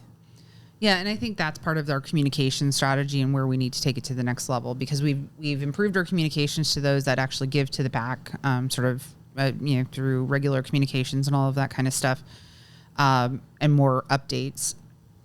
We need to do better at that broader communication, at the broader communication. I think you do, because what prevents... how do you get the guy to maybe decide that, hey, in addition to buying the C-notch kit for my C10 that I'm going to cut up and weld in myself in my garage, I need to set aside a few bucks to donate to this. Otherwise, I'm not going to be able to drive said C10 But when I finish it. Explain to me how you do that. Because if you don't know, I'm just... It's a difficult problem, because if you were ordering the C10 C-notch kit and you get a response back, be like, "Hey, I see you ordering that. Would you like to donate $100 to the SEMA?" Well, there's things like, look, go to Bass Pro Shop, and nobody fucks with change, right? Go and pay for something, and then at the end they say, "So you're saying would you like to donate? Would you take a roundup thing on e-com? Yeah, would you like to round up for the Wildlife Foundation?" This is where the rules really kind of screw with you, because again, with the PAC, you have to actually be a member of SEMA. So you either have to be a business member or an individual member. So that's how for the PAC. Super PAC different, that we can accept from anybody as long as they're we require them to be a U.S. legally U.S. resident and or citizen. So anyway, so that's where it gets sticky, because we've had actually a lot of manufacturers saying, "Oh yeah, when we," especially those that have direct to consumer or even some retailers, "Oh, we'd love to." It's like, we can't actually solicit people that aren't members of SEMA. So we can't just go out to the general public. On the Super PAC, you can though. On the Super PAC, we can. So if Roadster Shop decided, we've got an e-com site, right? We put on there, be like, "Hey, your bill is $275.03. Would you like to donate 97 cents to the SEMA Super PAC?" Yep. That's doable. We can totally do that. Is anybody out there doing that right now? On a Super PAC, I don't think so. Well, why not? I mean, there's so many e-com sites that are out there. That's an easy turn-on thing. It's generally just easier accounting as an individual to just But how does that, if that said consumer says, "Okay, no problem, here's my 97 cents," and it goes to ABC Car Parts, and then at the end of the month, ABC Car Parts takes and sends a check for $10,000 from all of these people that voluntarily... we would need to have an accounting of all of the people. Every individual person. Yep. It's still not that hard. But even depending on and there's obviously dollar limits of what information we need, but again, that's something we would have to sort out from a legal perspective, but we just have to play within the rules. I mean, I'd have to imagine there's ways to do it. Like, the Democrats been pretty creative. Like, how do you spend tens or hundreds of millions of dollars to get Beyonce to come, You just pay her to come. Right. You give her a shit ton of money and she comes and then she stays for 10 minutes. It's super easy. There's ways of being creative and making things happen legally. Yeah. Right. And I think maybe a little bit of creativity is... Yep. Well, I also think that more of the understanding. I mean, just how in tuned with the industry are we? We're pretty in tuned, right? You would say that we are. I'd like to think so, yeah. It took us sitting down there at that dinner and listening to her explain it for us to understand and honestly give a shit, right? It did. Yeah, it really did. So no amount of you need to get the message out to all. Hence the reason, like, there's probably at least there's 26 or 27 people listening to it right now. Mm-hmm. That's a lot. I mean, it's less than 50, but it's it's a good bit. We're going there. Yeah. We're going there. Yeah. Honestly, just explaining and selling the message, but more so, what you did was you sold yourself, you sold the entire methodology of, like, this is the way I and the entire organization is doing things, right? Forget about the past. This is the way we're going to do things because we want to win. Mm-hmm. We don't want to lose. Yep. We're not just going to do it for fun. Yeah, I play to win. At the end of the day, if the money's important, how do I donate to it? How would I be enticed to donate to it? Yeah. I'm not going to go. I'm just going to ask you. No, literally, like, if somebody's listening right now, what do they do? I'm not going to, like, start digging through. Like, all of a sudden, I'm going to get up and I'm going to decide, like, what I need to do today is I need to send some of my hard-earned money to SEMA, because I think there's a PAC somewhere that they're lobbying to support our industry. No, but now after doing that, I'm going to make a donation. Right. People don't understand. So how would somebody like me how would I be contacted? How would you make that process easy? Yeah, and there's still some more work to be done in that space, but I think if you're a listener listening today that's not a SEMA or PRI member, you can go to drivingforceaction.org, and there's a mechanism that's the super PAC, so that's where you can donate. If you are a SEMA member or PRI member, whether individual or business, you go to SEMAPAC.com and you just do the contact us and we'll get in touch with you. Again, this is how ridiculous the rules are. We can't even put, like, a credit card thing on the front page of our SEMA PAC website. Really? In order for somebody to come and donate, because that's considered public facing and open solicitation. So they have to reach out. You have to reach out back to them and say, this is the way you do it. And we're usually pretty fast about that, but so there's no auto, like, I'm going to set it up. I want you to pull X amount out every week. Well, once you are set up and we set up the file for you, yes, we can, that all can be done. But that first interaction, you have to say, I'm interested. Yep. Then you handle the rest. Yeah, how is it that there's so many other political avenues? Like, my text messages blow up with like, hey, Ron, hey, Carl. They don't even get your name That's right. what they call you? We'd like a contribution to so-and-so because, this is happening or so-and-so is running for Senate. So it's all different forms. So they're they're super PACs, which some of those, have gotten into legal trouble. People have ended up in jail because they collect money for, supporting a candidate and that money never gets spent. So there's super PACs. To all those that come through. Oh God, then you really need to be on our text messages. But then also if it's a candidate, so the candidate can solicit whoever they want. So that's probably, or like a, like whether you're Republican or Democratic National Committee, they can also solicit who they want. Gotcha. It's because we are a trade association PAC. We can only solicit to what's a solicitable class, so our members, so business or individual. Probably some of those militias you've joined too. They sell off your information and stuff. Right. So basically, ATF's going to be showing up here any second now. If they haven't shown up too much before this episode, yeah, we're good. Yeah, this is Illinois. Right. You came close. You came pretty close. Yep. Yeah. I don't want to talk about that. Yeah, it came real close. We're good. You want a refill? I will try the other one. Yes. How'd you guys like the second one? I really liked it. I do like it. I will say 100% right on the Oak Street. But if you give it a second, I actually enjoy it. Yeah. I did. It's got a lot of. I really did. Yeah. That's a good bourbon. Yeah, so like once you get through that first, it's got a little heat, it's got a little proof, it's got a little spice, it's got all this stuff.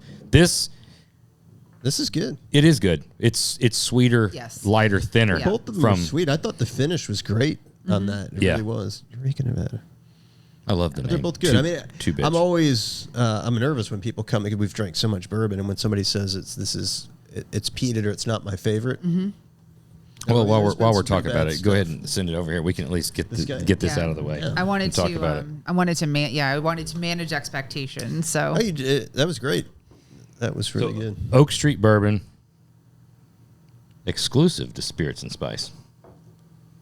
This is right there down in D.C. They still allow that with all those rules and regulations. You can make alcohol in D.C. Yes, you can. This is a 6-year, 1 month Mount Pleasant Club whiskey. 4 grain. It's a 58. Let's see. 58.8% corn, 17.7 on malted barley, 14.7 on hard red winter wheat, 8.8 on unmalted rye. So 4 grain. Both barrels are filled on the same day, October 10th, 2018, from the same mash. Reboot Beverages, Washington, D.C. The peatiness is crazy because you smell it, and that's the first taste. But then after the second sip, it kind of goes away. This drink's like a not Orphan Barrel. What's the other? Yeah, like one of the 16, 17-year-old. Well, not the old. What's the name of the revival or whatever you know what I'm talking about? Which what do we have? is it? There? What that same shape bottle? Same shape bottle. Few Spirits. No. Blood Oath. Blood Oath. I'm not Orphan Barrel. Okay. Blood Oath. Yeah. Like one of the Blood Oaths.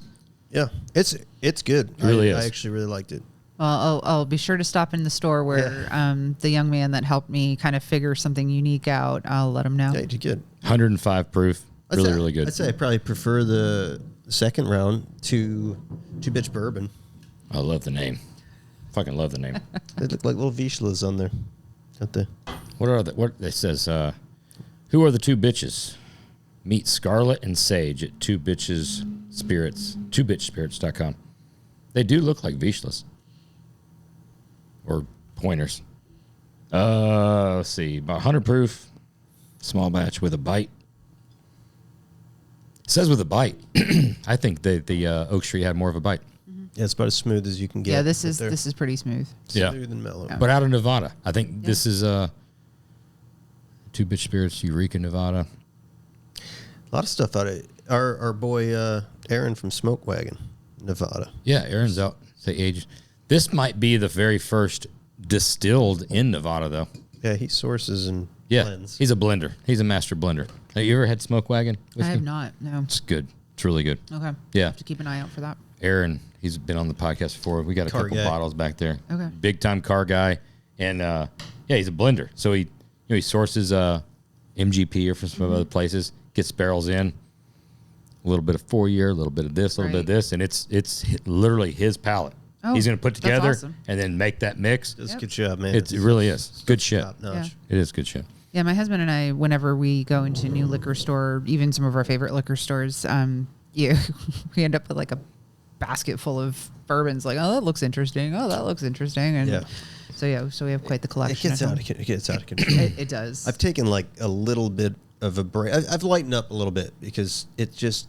I tried to. Fucking my wife. Well, won't stop. It gets expensive because you get like a certain palate, and then you acquire most of the things, and then you start looking for like it's got to have an age statement, and now it's like a $80 bottle or a $100 bottle, and before you know it, you're like you walk out with 3 bottles. I mean, it hurts. Well, the problem is it literally drinking is one thing. Collecting bourbon is a completely different thing because it is literally just. It is a snapshot of humanity because it's always trying to find the thing that you don't have, right?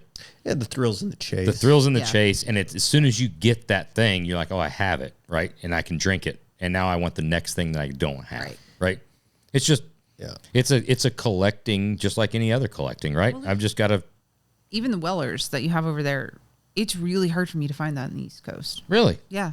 Like, I actually hadn't even heard of it until I was out with our team in Vegas one day, and so they're talking about. I'm like, "What's Wellers?" And I think of myself pretty educated on whiskey. Have you had all of them?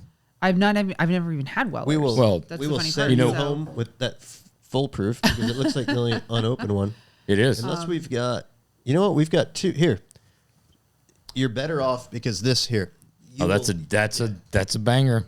Uh-oh. That you want. Not only is it Green Weller, it's the big boy. Oh, awesome. That is a rare.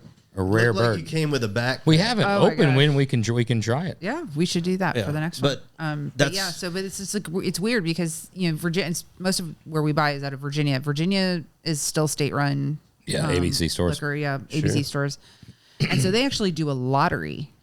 Come from Alabama. We have ABC as well. And Same but they thing. do a lottery of all the bourbons and scotches when they release them. Thanksgiving Day, big time. Yep. So yeah, but Weller's is difficult for us to find. It's tough. You'll never find it on the shelf here either. Okay. You've just got to we've got a couple local liquor stores. We're fortunate to have a customer we're good friends with that Right. He kind of gets you the stuff off the the back room. Yep. But my wife, his wife, they buy a lot of what we call daily driver wines. They drink a lot of wine. yeah. So you get in, you got to make the relationship, and then they get access to when they release the stuff. But I'll tell you, that Weller Special Reserve I've got a ton of bottles, and that's still 9 times out of 10 I'll go to that bottle because it's probably short of Weller 12 year. I go to a lot of 12 year. Because you have a lot of 12 year. But for those who don't, for the peasants in the room. It's a big joke because our wives do 90% of the procurement, right? So it's competition. It's competition between all the 4 of us, but it's sometimes you can get things and sometimes you can't. It's just it's fun. But I'll tell you, the wine thing is another fucking level, because not getting crazy, but an $80 or $100 bottle of bourbon, right? You'll drink. It could last you years. It could last you years. A $20 bottle of wine or a $250 bottle of wine is getting consumed that evening. Gone. Yeah, just gone. Yeah, it's fucking I struggle with it. Yeah, we drink way too much wine. We hit that $25 price point. That's what I call a daily driver. Yeah, and it's creeping. It's creeping. You can digest that. Yeah, but it's creeping. Now it's a $35. Yeah. Now it's a $40. I know. But then also we have we do a lot of stuff. We'll have a dinner or something like that. You realize how many bottles we'll go through. I know. We'll go through 4 or 5 bottles of nice wine. You're like, oh, that was awesome. You guys are way better than our house because we're the house that everybody kind of gathers at, especially during the summer because we have the pool and whatever. Thankfully, one of our friends actually just put a pool in, so it's their house this year. But yeah, we just finally were we're just buying box wine. It's just you have to. If it's going to be mass consumption, if there's more than 3 couples over, you're just did y'all bring some beer and something? No, you're right. If it's just one couple coming over for dinner, you might dive into something decent, but otherwise there's plenty of bourbons, there's plenty of old wines, there's plenty of this. 10, we got 10 bottles of wine, right? I've still got a couple cases left of Modelo from Vinny being over. It's always something to drink. I have Mick Ultra in my Jeep from Moab because I was just I need to show up with stuff. You can't go wrong with Mick Ultra.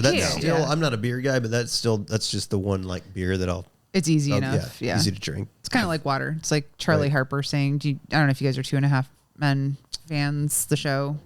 And it's I thought he stopped drinking, and he's sitting there drinking a beer. It's like he did. Well, they did that on what's the oil Landman.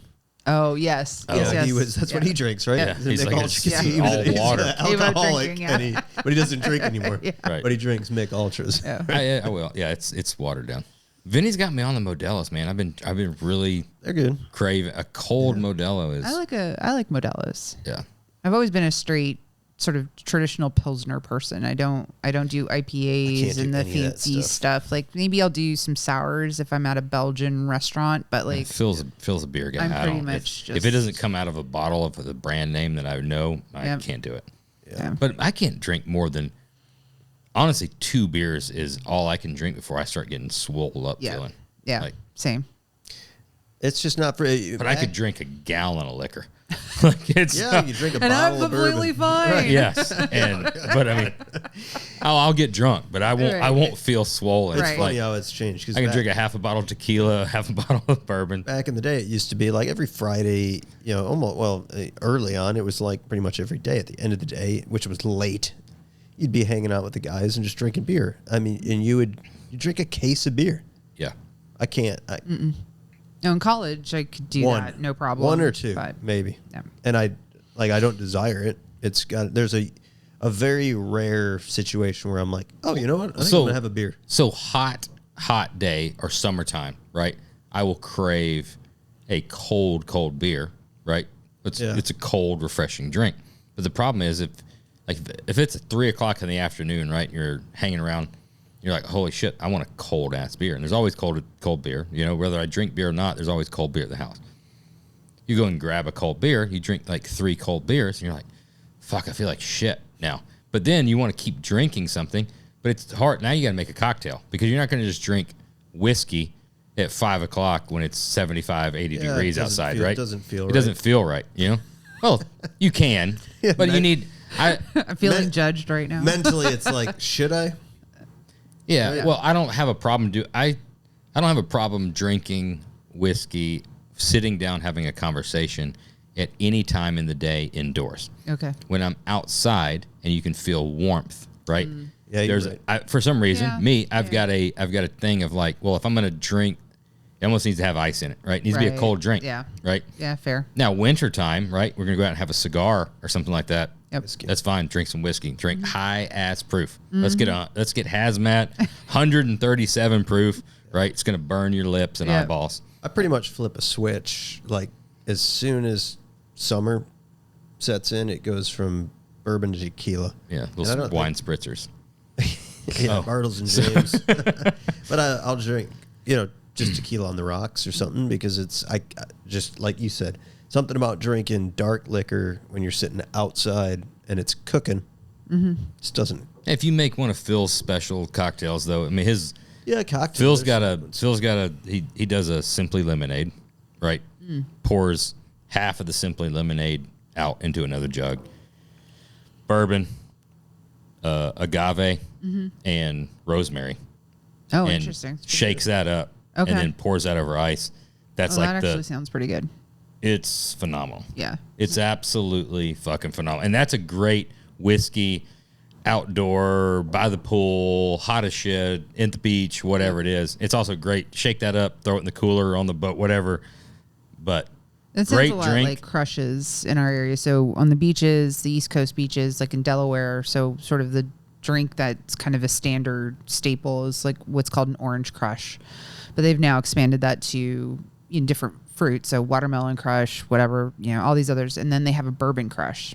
And so it sounds very similar to that where it's fruit juice, but bourbons and like lemon lime. I forget, my husband's the one that always makes them, but they're like refreshing and they also go down real easy. Reminds me of Panama City back in the day. We had a thing Long called Islands. that was Hunch Punch. I don't know if you ever know anything about Hunch Punch. No, I was drinking the Long Islands out of the big. You get those massive Long Islands. Yeah, they would just take you to the dark side almost immediately. Punch was way before Yetis, obviously, right? So this was just straight up like you borrowed your mom and dad's igloo cooler. Yep. So the igloo cooler in the bed of the truck, right? Bag of ice. Just Everclear. It's nothing but crushed up fruit and Everclear, right? And then plastic tubing ran down in the cooler so you could drink it out of the cooler while you're driving down and cruising the strip. I forget what they and then, called it, but if you had enough plastic tubing, then as the night went on, you keep filling the bed of the truck up with other people, mostly girls, and they start drinking out of that as well, just out of the same, plastic tubes you're passing around. But that's Hunch Punch. It will take you take you to the dark side. They called it jungle juice. Jungle juice out here, really? Yeah, same thing. It was just Everclear and like. You bust up fruit punch. No, this is like actual real fruit. You just nothing. This no is good for you. No fruit juice, just fruit. Like cut up. We take their time. Cut up oranges, a lot of watermelon, stuff like that, and then ice and Everclear, and shake that up. And but you want to talk about going to the dark side? That dark side was fun. The next morning was always all that sugar and all that. Man, bad times. My first experience with hurricanes in New Orleans, first time I went to. Not the storm, the actual drink. And it was the sugar hangover was actually worse than the alcohol. New Orleans is That's a bad place.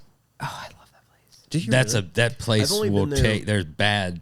That's a bad place. I mean, it's a bad influence, but yes. It doesn't mean it's bad. It's I've only just a been bad there influence. once. We went through on a car cruise, and maybe it was off time. It wasn't like Look, remember, they were doing all the construction. It was the Yeah, first the time in entire 100 years they Bourbon redid Street. Bourbon Street. Bourbon Oh, Street was completely under okay. construction, and it was maybe I need to go back.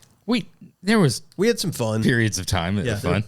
mixed in there. But Yeah. Love it. Good food, good times. It's just, I don't know. I've always liked it. I apologize. We've we've completely gone wildly derailed, off but track. Yeah, that's all right. We This can is- talk travel tips. I'm also good at that. this too. is kind of exactly what we do. Speaking of travel, I've been following your travel escapades via social media. It appears as though you just went to your first Buc-ee's. I did. Really? It was great. Did you hit the beef jerky bar? I She videoed has pictures it. of it. I She didn't has- eat it. Okay.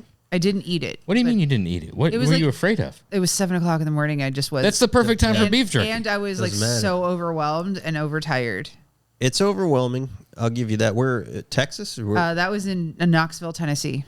okay. They're everywhere now, by They the way. are bringing one out our way. Yeah, they're bringing one Up like an into hour Wisconsin. from where I live. Have you seen it? Yeah. No. Somewhere, north of Kenosha, but there's been a sign up that there's What are one they coming. That's going to kill the Kringles. I don't think so. Yes, it will.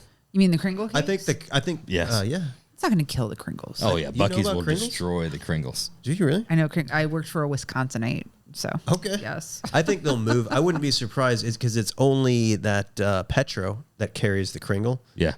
I wouldn't be surprised if they lose their exclusivity. They'll have to. Yeah. Buc-ee's So will- it goes to Buc-ee's. Yeah. Yeah. Yeah. No, it was phenomenal. I was like, I literally, this was my first time. I was so overwhelmed. I was also super excited because they had deaf at the At the pump. Yeah. I'm like, I would love this that. I is, drive a diesel. yeah, And no 18-wheelers. no 18-wheelers. Yeah. At least not that I saw. No, they're not allowed. Oh, are they? It's a rule. I have no idea. Yeah, no big rigs. No truckers. Yep. Okay. Privately owned business. Yeah, no, it was just phenomenal. And like, even so, I stopped in Amarillo, Texas too. So at a Buc-ee's, so I had two been there. stops. And Amarillo. like, again, like the fruit, like the cut fruit bar, because like all I'm eating, I basically just eat like Egg McMuffins whenever I travel. That's all I eat. And so I was like, oh, fresh fruit. And it's not like gross and like rotten and, starting to turn into alcohol. The problem is the candy, though. Like, it's Yeah, I stayed away from the so- candy. How can you? I got the mean- corn puffy things though. You didn't get any The barbecue? beaver- I got a sandwich. Okay. On the second side of the trip. This was just from the only pictures I took was from Knoxville because that was my very first. My very first one. It's an experience. We experienced Buc-ee's for quite some time. We've done a lot of road trips, right? And done a lot out in Texas, and that's where they, obviously started. Well, there's a couple of them in Alabama now. So we will go back, me and my wife, and the dogs will go back to visit her parents periodically. Yeah, once or twice a year maybe. So there's one. They're building one right north of Nashville too. Another one right in between Bowling Green and 65. Nashville. Oh, okay. Yeah, right in between Bowling Green and Nashville. But anyway, there's one south of Huntsville, and generally on the way down there, I won't stop. Right, that's too close to meeting the journey. I'm trying to every time I go, I try to beat a personal best. Right. Right, it's Course. we're gonna give a splash and back on the road. Yeah, those dogs they can hold it. Right, they're fine. That's the way I am. I'm simple minded. I'm That's built okay. a certain That's all right. way. I've got I a always, certain time that. yeah. You're I always, gonna- I always You gotta fight my Google Map. You got to beat time. beat the GPS. Yeah, I gotta beat the time, right? So, but on the Everything's a competition. on the way back, we generally leave like Birmingham area like at 3 or 3:30 in the morning, right? And I would leave here the same time, right? So I like leaving early. She's asleep, dogs are asleep. I podcast it. We'll hit 7.5 hours out of the 10-hour journey before anybody wakes up, and that's what I like. That's great. It's my only time that I get to be by myself, so I enjoy that. Well, generally when we leave Birmingham, right, we'll get to the Buc-ee's, right, about like 4:30, like 5 o'clock, right? So I'll pull in, I'll go ahead and top off with gas. They're asleep, and I always try to see if I can get in and get a few things, right, and come back out, and she's still asleep. Because we try to eat pretty healthy, right? Yep. Until And you get there. she's a great influence, right? She's judgmental. She's more judgmental than he is. So I'll try to get something, right? and kind of sneak it, right? Right. And I'll get in the truck. How do you stop? Yeah, I got gas, whatever. I went and got me a coffee and stuff like that. And so I'll be driving, and there's that like rustling of the bag, trying to sneak like a barbecue sandwich at 5:15 in the morning. I think, did you get a sandwich? Well, no, go back to sleep, It's sweetie. Bucky's. She's like, that's always like on the pillow looking at me. She's like, "You're ridiculous," and turn around. It's fucking good. I'll tell you, the beef jerky bar is over the top. Yeah.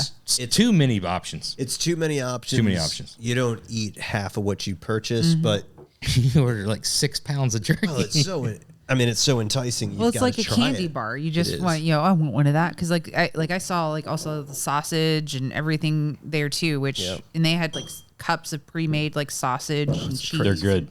They're good. I was like, oh, like I don't want to eat that much, so I just got my fruit, but yeah, It was crazy. and my breakfast sandwich. When my kids were little, like we'd be out doing good guys shows and be out on the road, and you can hammer out like all your little souvenirs there. Yep.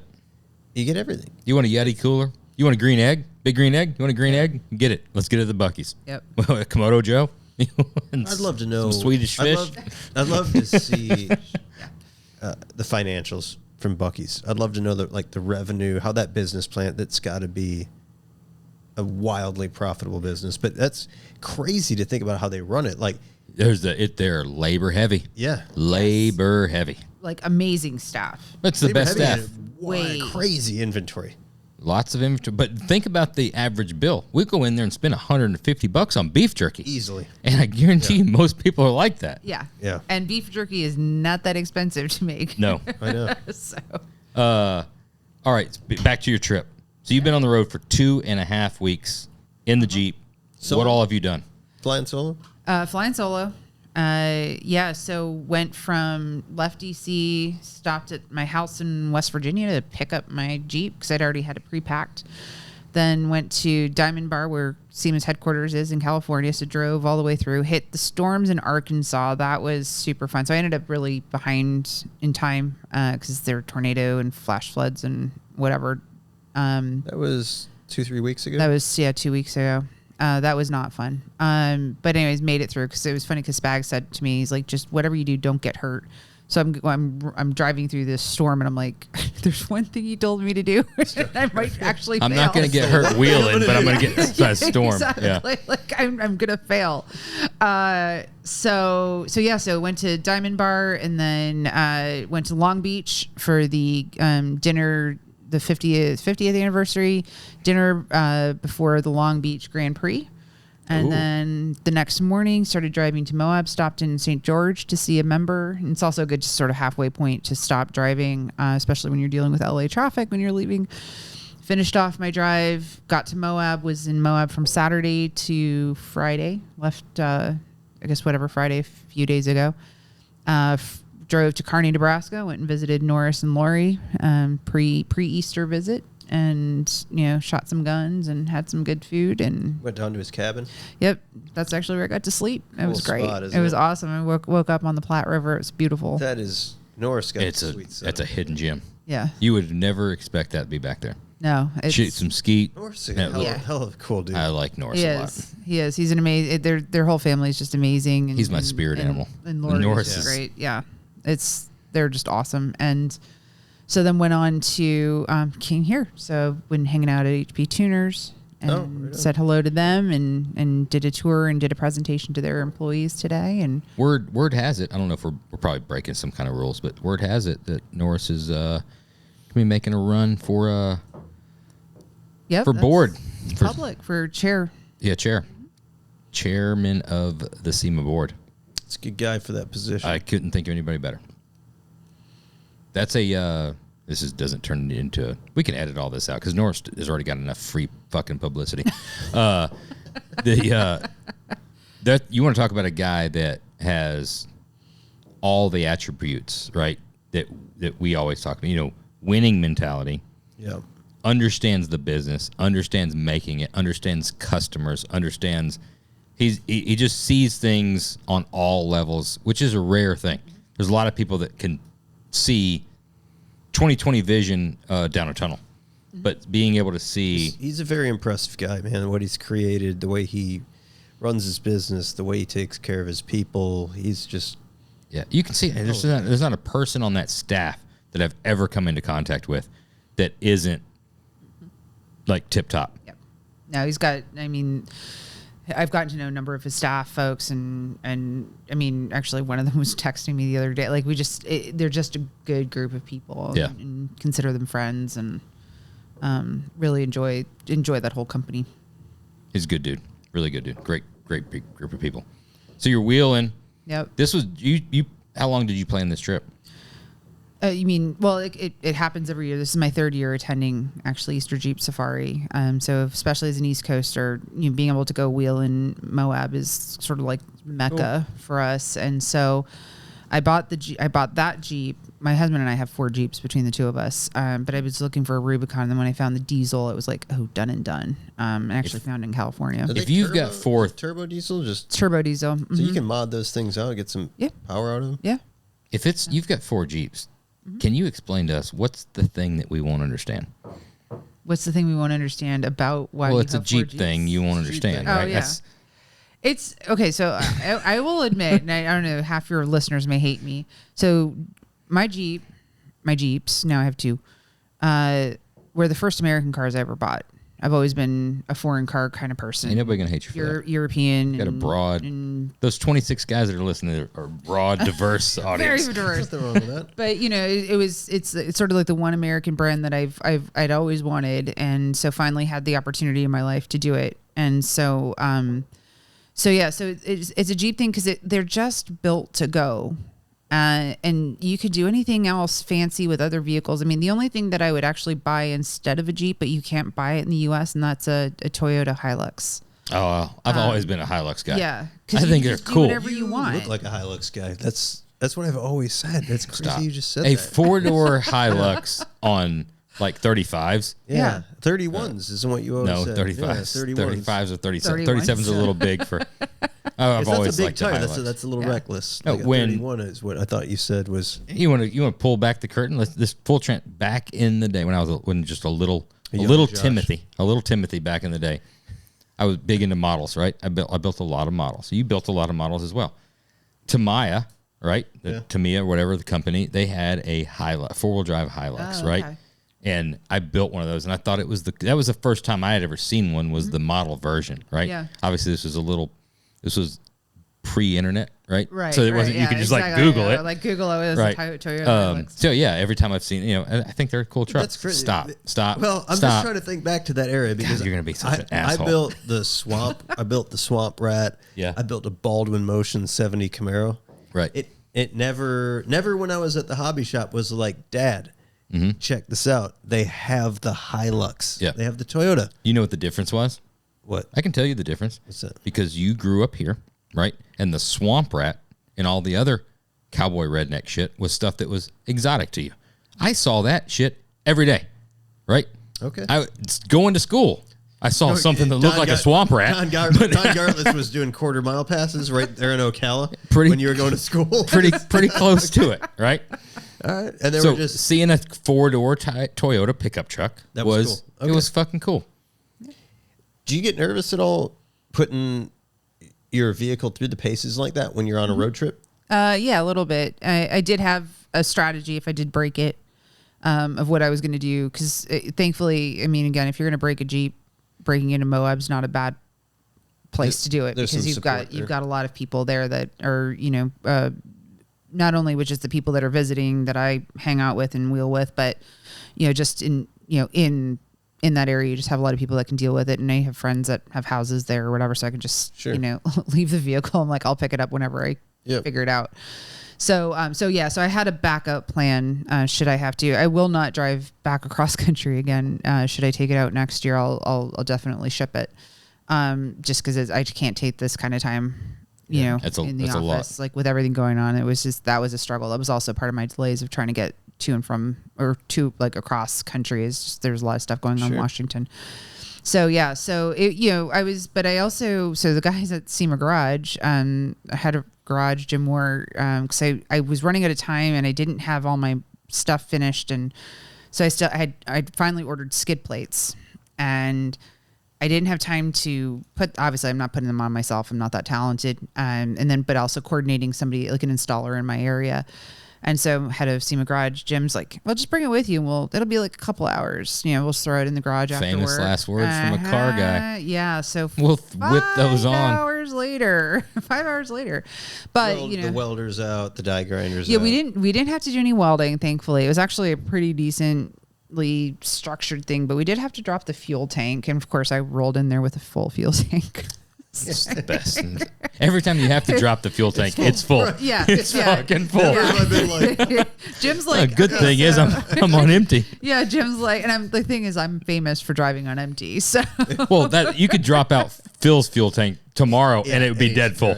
If you had to drop it, it would be dead fuel. 99% of the year, is empty. What do you do? Serious question. What do you do when you're wheeling like that and you're doing all this crazy stuff? What do you do about the rubber duckies on the dash? I don't. You put Velcro on? No. That's another thing that's a Jeep thing that you're right, I don't understand. Well, there's a whole mix. Y'all have some inside jokes. It's a bit of a there's a bit of a mix in the Jeep community. Oh, it's a fractured community. Yeah, you're either pro or anti-duck. I'm agnostic. Like if somebody leaves me a duck on my Jeep, which I've had that happen, I love it. That's great. That's super nice. You're not displaying but I don't do the whole display thing. So there's some that honestly, you can't see. But that would drive me crazy. It's a lot of control. I see him. Yes, there's one lady that we pass every morning on the way to the gym, and it's rapidly growing. Yeah. No, there's 350 ducks. Yeah, I just know. It's a crazy car. Like they're cool, right? My family, we go on vacation in the same spot all the time, and we always rent one because what I do is when we get down there, I keep a hitch down there because you can't get a hitch on a rental car. Yep. And I need to move some things. Yep. So it's just they've evolved. Okay. So now there's some brackets under there that you need to rip out and discard in order to install said hitch of a rental car. Yeah. It used to be the original version. They're not needed. So they basically have a note in your account. If this guy they never look. Like, how the hell are they going to look at that? But it used to be the base model. You would just straight up. It's 4 bolts. You got to pull 2 out, and then you snake them in there. But then the Rubicon, it has a little bracket that ties the bumper structure to the bumper cover. Crash bumper. And you've got to do a significant amount of disassembly in order to get this hitch in there. But I realized that like with just a little bit of a pry bar and a little bit of effort, you just yard this thing straight out of there. Can't you just do like a bumper one? You can't just throw a ball in a bumper. They don't have that. They don't have a hole or anything. There's not an option on it. So I put the hitch up there, and then I pull the little trailer that I need to pull. But what I was getting at, it's a fun vehicle. I love driving it around. I really do. How easy it is, the ergonomics of it getting in and out, putting it in parking spots, but the community that you really like, everybody, it's a rental car. Yeah. And everybody's like, oh, you're part of the Jeep community and now? I'm like, doing the whatever give the it like a motorcycle, 2 on the ground, keep it 2. Yeah. The kids love it. Everybody, it's a fun car. It is. They really are. It is. I waited a long time to finally buy my first Jeep because every time, sort of in my career, even from the time I got out of school when I bought my first vehicle versus the hand-me-downs that my parents gave me, it was just never, because I always needed it as a daily driver. I've always had to drive for work or career or whatever, or even just going home to visit. So it never made sense. Like I could buy a much better, like a more economical vehicle that gets me where I need to go. Yeah. Although as I always say to Spags, I always bought, if it had a turbo option or a larger engine, I still would buy that. Right. So I bought practical with a little oomph. So when I had the ability to get to the Jeep, it was awesome. I like that the America's Most Wanted, is that the manufacturer that does the Hellcat swaps on them? Man, I like those. When they take the just popped up Gladiator. yesterday. There's one on Bring a Trailer. I know. And I was like, yeah, I was just talking to somebody about that. Actually, I think it was when I was at HB Tuners. We were just talking about that. They are cool. I mean, they bob the back of the Gladiators. I think they got 39s or something on them. The car knowledge that I possess tells me don't buy anything that has 39s or 40s because it's going to drive like it is. But it's got a Hellcat. It's their 40s, but then I'm like, it's got a bunch of power. It's supercharged. Well, it's pretty cool. I don't know if he's in one of these videos. He's been posting stuff of mine, but the orange Gladiator that's in this trip. Have you driven one of those? Which the Gladiator? I have not driven. No, I've driven in a Gladiator. I have not driven one. Yeah. But so he went up before me, so I haven't posted any of his stuff. He's been sharing a bunch of his stuff with his vehicle. But I think his is America Most Wanted, or and they actually shortened the bed for him too. So he did a modified version of the bed. So it was actually performing really well. Gladiators struggle a little bit in Moab because of that if it's length. too, the length kind of kills you, especially when you're in those like sort of deep dips and so on and so forth. So his actually performed really, really well. But they do a good job every year at Barrett Jackson. We walk in, you're just like, I like the quality. It's obvious that those guys know what they're doing. I think Wagner's got one, Casey Wagner, and Tyler tunes a bunch of them. Mm-hmm. They've got I think you absolutely should do it. I'm being serious. I think they look cool. It is cool. I don't know. I'd have to try one because just like I want a H1. It's like an H1 that's your size. It's a little bit, yes. Right. It's like a Jeremy size. It's like it's narrower, a little better looking, slimmer. It's just a little younger. Yeah, a little younger. Hey. Sorry. Stay out. Damn. Some good back. Let's bring it back. Let's bring it back home, because the thing I was curious about is what are the things? What are give me the highlight reel of what you guys have accomplished. What have you guys just gone like gangbusters on and gotten past and fought like hell? And what are the accolades? What have you got? Gosh. Yeah, I'm gonna sound like I'm bragging because but please do. Done a lot, and I actually forget about a lot of stuff because it's just sort of been this rapid fire of stuff that we've been able to get done, and it's across a lot of different areas of the industry. So it's obviously the EV mandate stuff, and we're getting close to finishing that out with Congress. Hopefully the Senate doesn't buckle and they just do what they're supposed to do, and we can sort of settle this matter once and for all. But even if Congress doesn't do it, the president's still unraveling it. It's just not as certain. It doesn't give us the long-term certainty that we want from Congress. So anyway, getting us to this point where we started 2.5 years ago on the issue of EV mandates, we're almost there, and I'm knocking on wood because I'm very superstitious. I think the other stuff that we've done is also on the flip side of the EV mandates is that we started introducing and getting passed legislation that's called Ban the Ban. So ban ICE bans, meaning that state governments have to be technology neutral. So they can't do this in the future where we're going to choose one over the other and all that kind of stuff. So we've actually passed it in 9 states. We're waiting the West Virginia governor's signature for state number 10, and it's working its way through in Florida. So if you think about there's 16 CARB states, we're now up to 10, potentially 11 anti-CARB states, if you will, or non-California states. So we're helping balance out that imbalance that's been happening for a very long time. But then there's other issues like speed limiters. So California was going to pass legislation that was going to mandate active speed limiters on OEM assembly line vehicles 10 miles over the speed limit. That's dangerous, I feel like. It's incredibly dangerous. And you talked about a little earlier, sort of if people are on the opposite sides of you, do you ever go to the middle? Do you ever negotiate? And so that was actually a good example of where they were trying to give us sort of crumbs, like saying, okay, we won't do an active speed limiter, but we'll do a passive one. So it just beeps at you. And, I was like, no, we're not going to keep doing this where California starts to decide what, number one, what everything we do. But number two, we just have to stop with this government deciding our vehicles. It's overreach. It's overreach. Yeah. And so it's sort of almost establishing that line in the sand. So why do you think that so many other states follow and suck up to California like they do?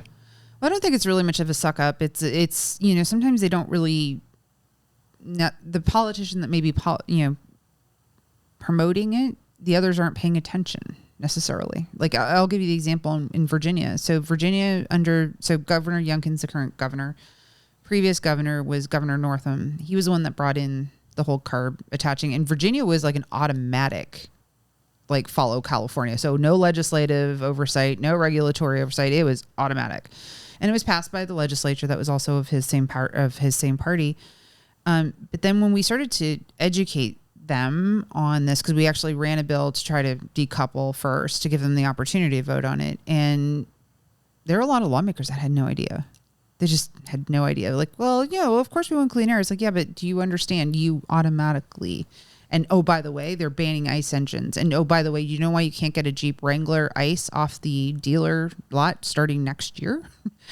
Because you did this. And but why at the very beginning, even the thought to do it, is it sheer laziness? Like, wouldn't you think that you were like, you know what, we're going to craft our own ideas for our own state because we're fucking all the way across the damn country. We could not be further away from California. And you also, fucking politicians, they're full of fucking egos.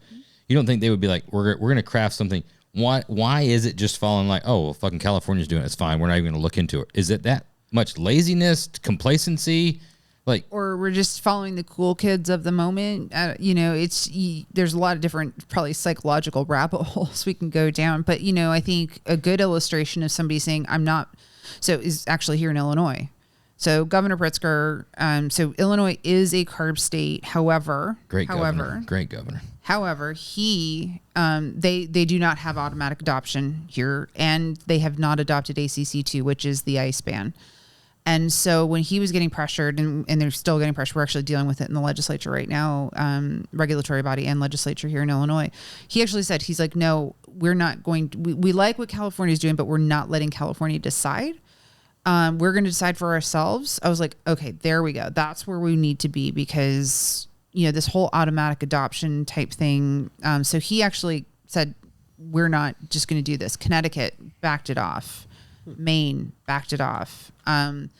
Also, those are also very blue states. And so anyway, so I think people are starting to realize sort of what this was because I'll tell you how this all works. So there's an organization there's several different organizations, but there's organizations that are like sort of, if you will, trade associations or policy associations for state lawmakers. And I've been in those meetings previous life where California lawmakers think they are like the messiahs for everybody. Like, oh, we will tell you everything that's awesome and you shall follow. And it's not always received well, but that's actually where these ideas start to ferment and foment and really take shape. And so I was like, oh, that's a great idea. And then and it's not just California. I mean, anybody can have a bad idea, but you bring it into a group and you make the right pitch, you make the right sales pitch.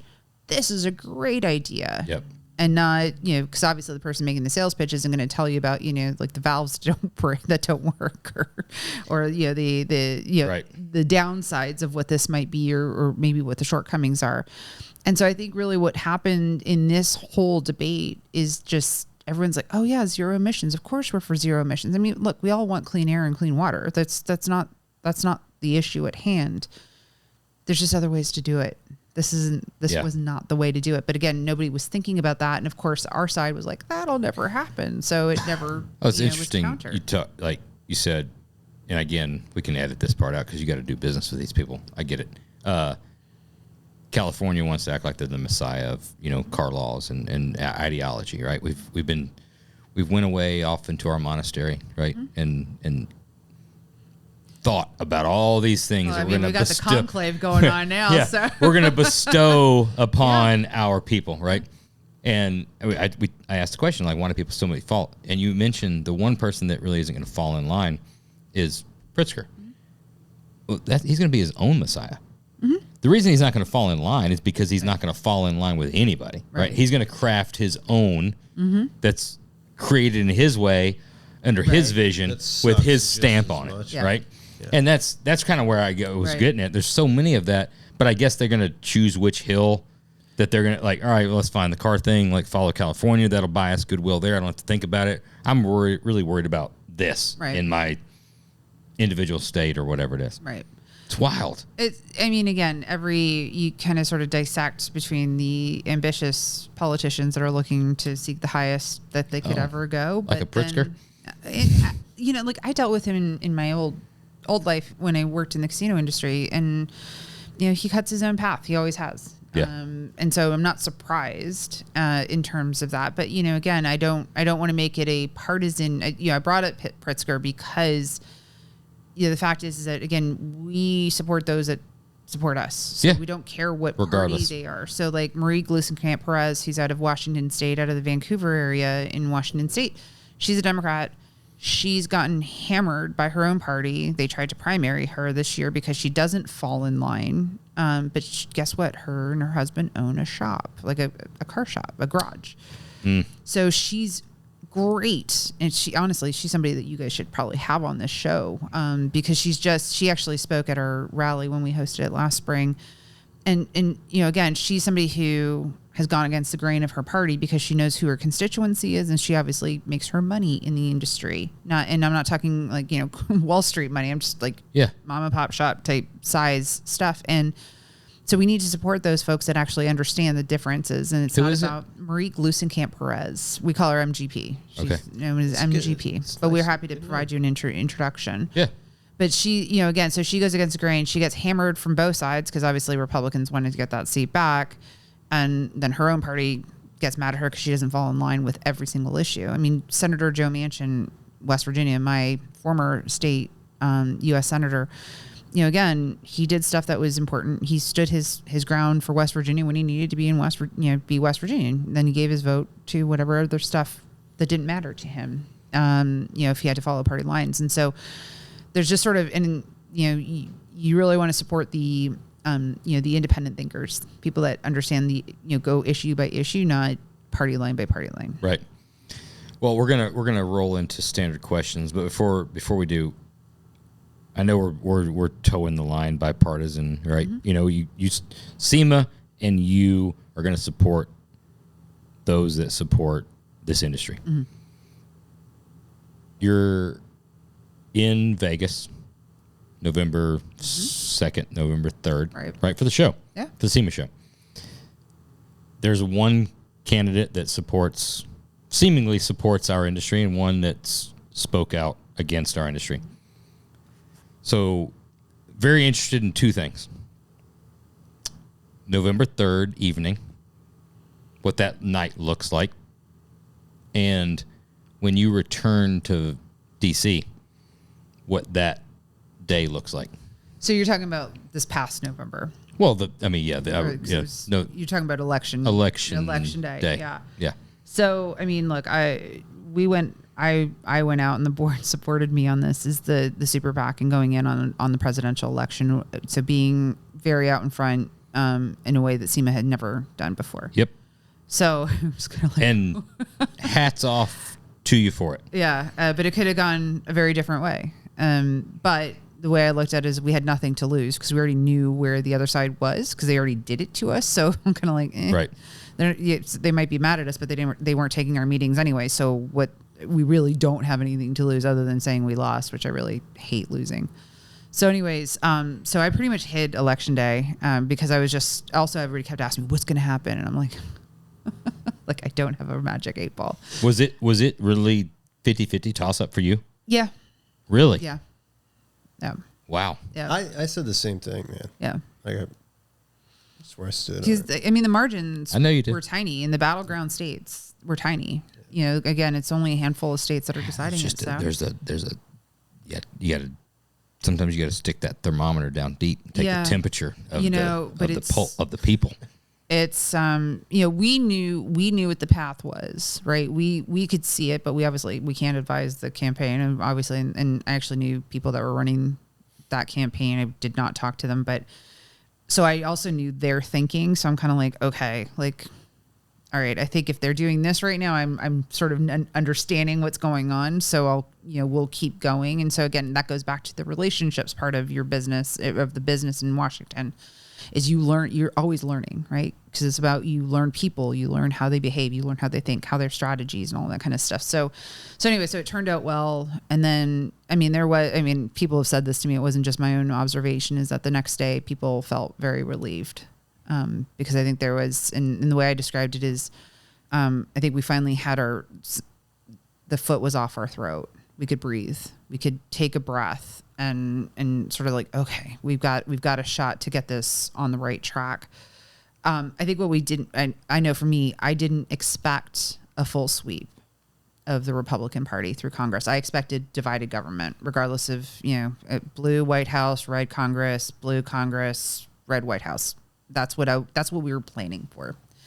So when there was a sweep, it was like, it actually took a few minutes or a few days actually for it to sink in. Like, oh crap!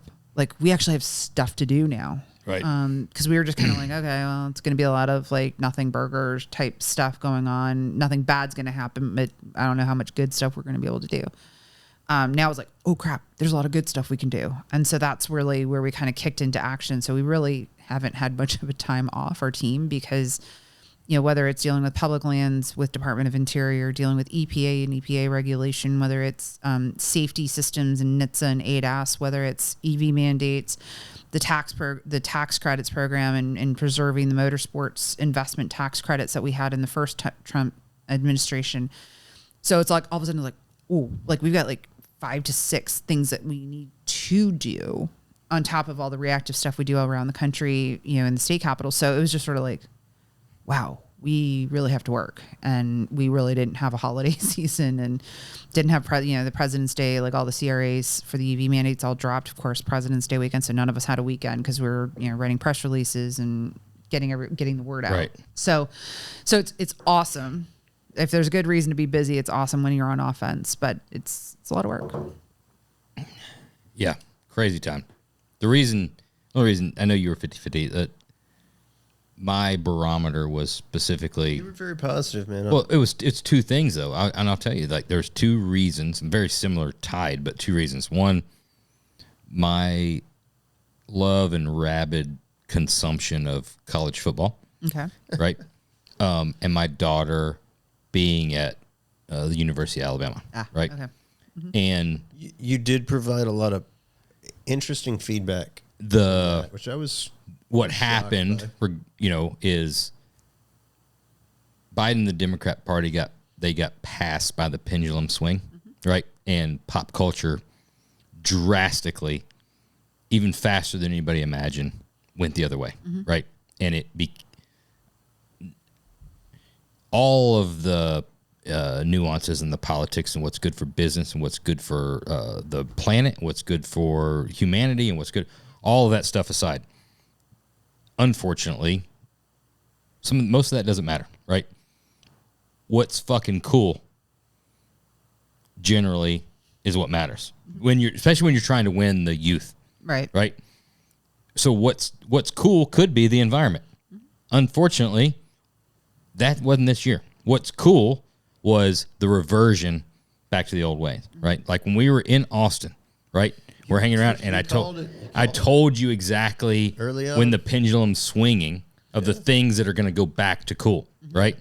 You can start, like, there's just this wave, right? And it's building, and the tide's rolling in, right? And it's going to be cowboy, and it's going to be ropes, and it's going to be leather, it's going to be cigarettes. And how many people are going to be fucking thinking it's cool to smoke again when that was so bad for so long, right? And I'm like, I'm so glad I got to see it, that it was cool, it was uncool, and now it's fucking cool again. But we saw it firsthand in Austin, and it was shocking. We'd be at like these little outdoor like hipster restaurants, and there's young kids, in their like early 20s, and they're all smoking cigarettes. Right. Nose rings, purple hair. Yeah. We're in a big group, and they're smoking, and there's this. Nobody even worried about like blowing cigarettes, smoking other people. And I'm like, I'm telling you, it's the whole counterculture. But what you saw in game day and ESPN's coverage of college football, and the stuff that you see signage wise and fraternities and sororities, and my daughter's, she's in a sorority in Alabama, and she's going to Ole Miss one weekend, and she's going to Tennessee the other weekend, and she's going to this, and what I'm, we go down there for Parents Weekend, and what I'm seeing on an entire college campus, right? That it's not just like, oh, because we were born and raised in the South. One, most SEC schools, specifically Alabama or whatever, has a way larger population of out of state, way larger, all over the place. I have a story about that too. And it is like you want to show the counterculture flipped on the fucking counterculture. That's the thing. That's the thing that happened. It became so fucking cool to not go along with everything that was so fucking stupid, specifically for these kids that went through COVID during high school and all that. And they said, fuck the system. Regardless of who it was, they just said, fuck the system. It wasn't about, I mean, whether we agree with the things that Trump's done, it wasn't about the fact of that. It was saying, fuck the system that did this to me during this time. That's why I said I was full blown a landslide. I called every single one of them because you get that temperature change of that stuff of like all these kids. And the kids, honestly, if you can get the kids that fired up, one, about any type of politics whatsoever, then you know, oh, it's gonna be fucking crazy. Well, so what's the story on Alabama? The story. So so when I started at SEMA, it was more. So most of anything I did prior to was up in Sacramento. So I never had dealt too much in Southern California, other than spending like personal time there. And so I'm in Southern California. I'm talking to folks actually in all parts of California, and they were talking. So in several occasions, everyone's like, "Oh yeah, my daughter wants to go to Alabama or Georgia or whatever." All these SEC states. I'm like, why in the world? Because I mean, look, California's university system is a really good university system, right? And affordable, obviously, if you're in California. So I'm like, I don't understand. Like, why are your kids going to be famous to SEC schools? And they're like, oh, because they love the tradition. And well, they don't believe there's a future in California, which I was like, okay, that's a little, okay. California seems to always still survive, but okay. Yeah. But also they're like, yeah, but they love the tradition and they love the frats and the sororities. And I'm sitting there going like, but that's everything they're trying to destroy.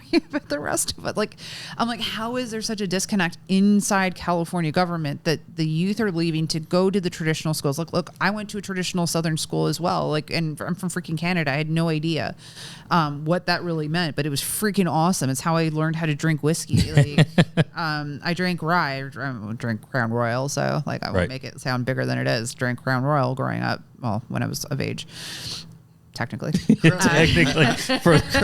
Crown and Coke. It's not half bad. Yeah, Crown and Ginger was sort of the. I'm not drinking. I put down a few gallons of those in my day.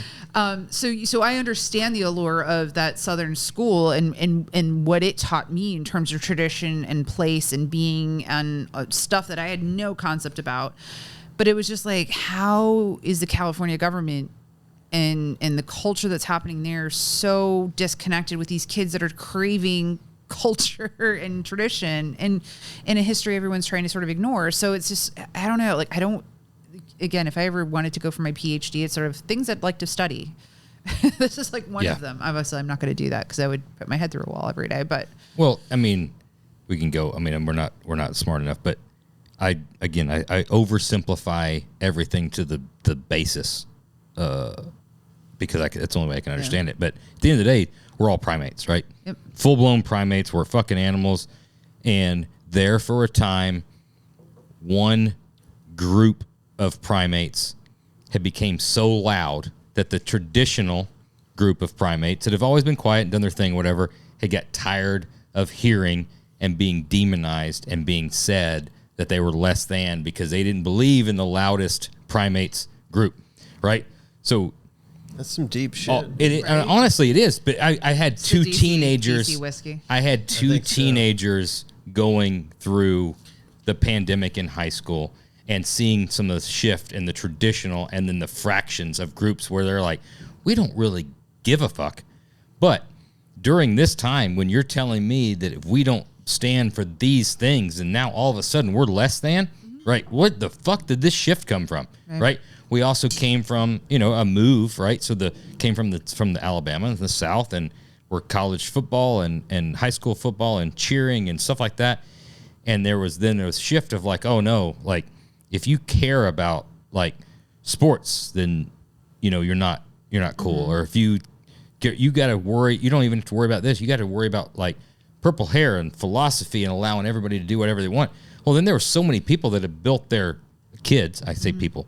kids that had built their belief system upon getting good grades, doing well in sports, succeeding, and working hard, that were then instantly, because of the pandemic, marginalized and saying, oh, you don't fucking matter. Yep. None of your ideas matter.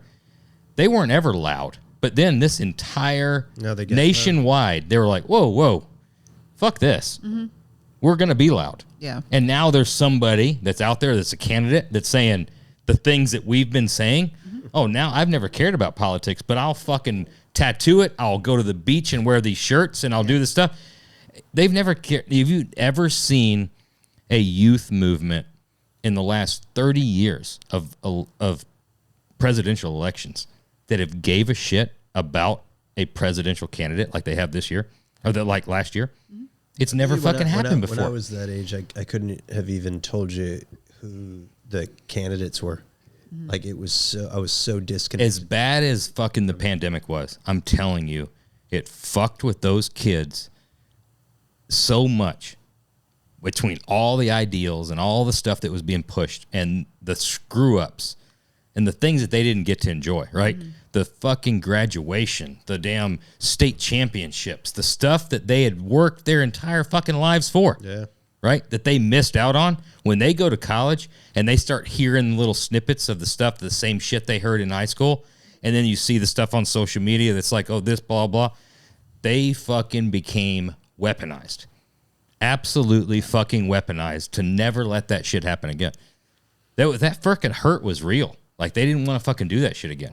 And there was a lot of parents that saw the same thing, right? They got weaponized the same exact way. Oh, yeah. I mean, you saw that again in traditionally, or what's become purple areas like Northern Virginia, very blue compared to we're seeing it in downtown Chicago. But it's just, you for me, it's, I always, especially when I'm doing campaigns, so whether it's like a ballot initiative or getting involved in a candidate election, it's very easy to get caught in your own bubble and echo chamber and all of that kind of stuff. And so one of the things I always try to do is, or I force myself to do, is step out of it. So I'll just go somewhere random and just start listening in a bar, right? Not talking to anybody, just listening to the conversation. And I remember actually in the 2016 election, I wasn't involved in presidential that year. I don't remember what I was doing that year. Anyways, I was running some other campaigns. But I wasn't involved in the presidential. But I remember being at the beach, filling up my jet skis at the only non-ethanol tank or gas station in the state that's owned by a state senator. It's down the street from my place. Awesome. Filling it up. And this guy starts talking to me, a retired military, recently retired, and probably federal employee as well, and just started going like negative on Hillary Clinton, positive on Trump. And the thing is that military and federal employees tend to not talk about their political leanings because for obvious reasons, they tend to stay out of it. And I'm like, this guy just started railing in a like random gas station to me. And I was like, oh, I was like, okay, all right. Yeah. And that's when I knew that Trump had a chance to win 2016 because it was just this random conversation. Then like I was hearing it more and more because there's a lot of military and federal government employee retirees in that area. And you started hearing it more and more. And then I think, again, we can analyze and overanalyze 2020 till the cows come home. But it was, again, in this election, forcing myself to go out and, just sit in a crowded room and just listen to the conversations around me and make sure that the pulse check is right and whatnot. So wild times, man. We got standard questions. It's time. I'm unfortunately going to take just a quick little break. It's drink a lot of whiskey. It's a little potty break for me. So we're going to come right back for standard questions. So we don't have Phil tonight. He usually sits right there. Sits right here. Sporting event. Phil let us know that there was an important sporting event tonight. I don't think he wanted anybody to know about this. Unfortunately, he couldn't be here. I think we all know how popular pickleball's gotten. Apparently pretty fucking popular. Right? So Phil's 40, what is he, 40, 43, 44? I'm telling you what, he's 20 years older than you should be playing pickleball as level as he's playing. I think that, like, we joke around. I mean, me and Josh, we go to the gym a lot. We do a lot of, like, weight training and stuff. And Phil, like, not that much. But what he's doing now is a tremendous amount of pickleball. A lot. Yep. A lot of pickleball. He's in a men's league. Northern Midwest Championship weekend. Yeah. The Lake County Cougars.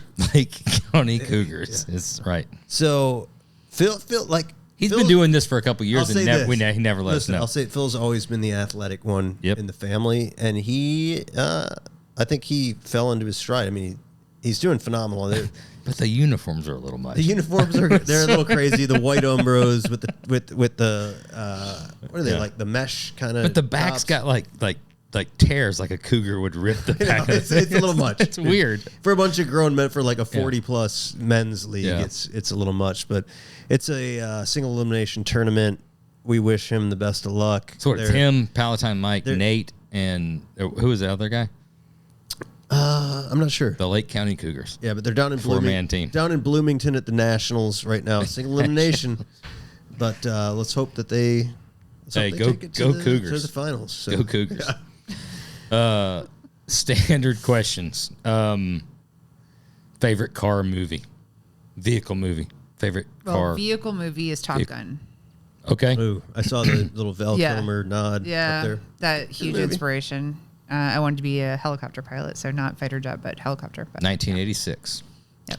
And now the third one's coming out. So Maverick was actually the third one's coming out. Yeah, I just saw a little pop-up thing. So I didn't know that. Yeah. Is Tom Cruise going to be in it? I'm assuming he's probably the producer. So I mean, I thought he did a good job in Maverick. Yeah. There's never. It's a good movie. There's hardly ever, mostly never, sequels that are done well. I was Except for Austin Powers. Yeah, that was a solid franchise. Austin Powers. Hey, I'm glad they brought Rambo back. They were watchable. Glad they brought. They were watchable. The Rocky original Balboa still owns. Back. Stallone fan. The Happy Gilmore that's probably the most anticipated one. I'm interested to see how they do that. It'll be 2 weeks now. Yeah. Oh, it's on Netflix in a week or 2 weeks. Yeah. Okay. That'll be interesting to see. But Maverick, with that much time gone by, they honestly did a really good job. They did, and I loved how it was a good job. The thing I was most impressed about is, Tom Cruise is not known to be humble necessarily in his sort of regular life, but the fact that his character was kind of had a bit of a dirtbaggish sort of situation. The fact that he put himself in that character, that gave me hats off. Also, the amount of CGI on his abs too. Fucking A. I didn't see that. I don't remember that. Oh, yeah, another beach scene for Tom. So you're 73 years old, and you're out he's there. not that old, is he? He's 60, right? He's got to be 60. I think he's 60 something. Yeah, he's way older than the abs were. I promise you. Hey, more power to him. Yeah. So Top Gun. Top Gun, yeah. Did you see it in theater? I was too young. Originally? Yeah, originally. I saw it in the theater. I was taken. Did you really? I was taken to it. I wasn't even fucking born yet. I don't think my parents were born yet. I was 8 years old. I remember seeing it in the theater when it was Really? new. Yeah. No, I saw it on VHS. Yeah. That was actually not my first movie to see in the theater. Yeah, I don't remember. First movie I remember Empire seeing Strikes Back was my first movie, I think. Rocky V was the first movie I remember seeing in the theater. The worst one. That's cool. 4 is the best. 4 is the best. Oh, yeah, 4 is absolutely the best. Right. Street Fight kicks ass, though. I know you're a Tommy Gun fan. Fight's good. You're a Tommy Gun I'm fan. not a Tommy Gun fan at all, but I like the Street Fight. Love the Street Fight. We've gone. But if we go to cars, I'll do Ford versus Ferrari. That's actually Great movie. my favorite. Oh, I ones. just watched It's that actually recently again. Inspirational to me. Great movie. I was just thinking the other day, I'm like, I want to watch it again. That's a movie that, like, you can probably 4 or 5 times. You should come over. You can easily watch that. You should come over. We watch it together in the basement. Like to.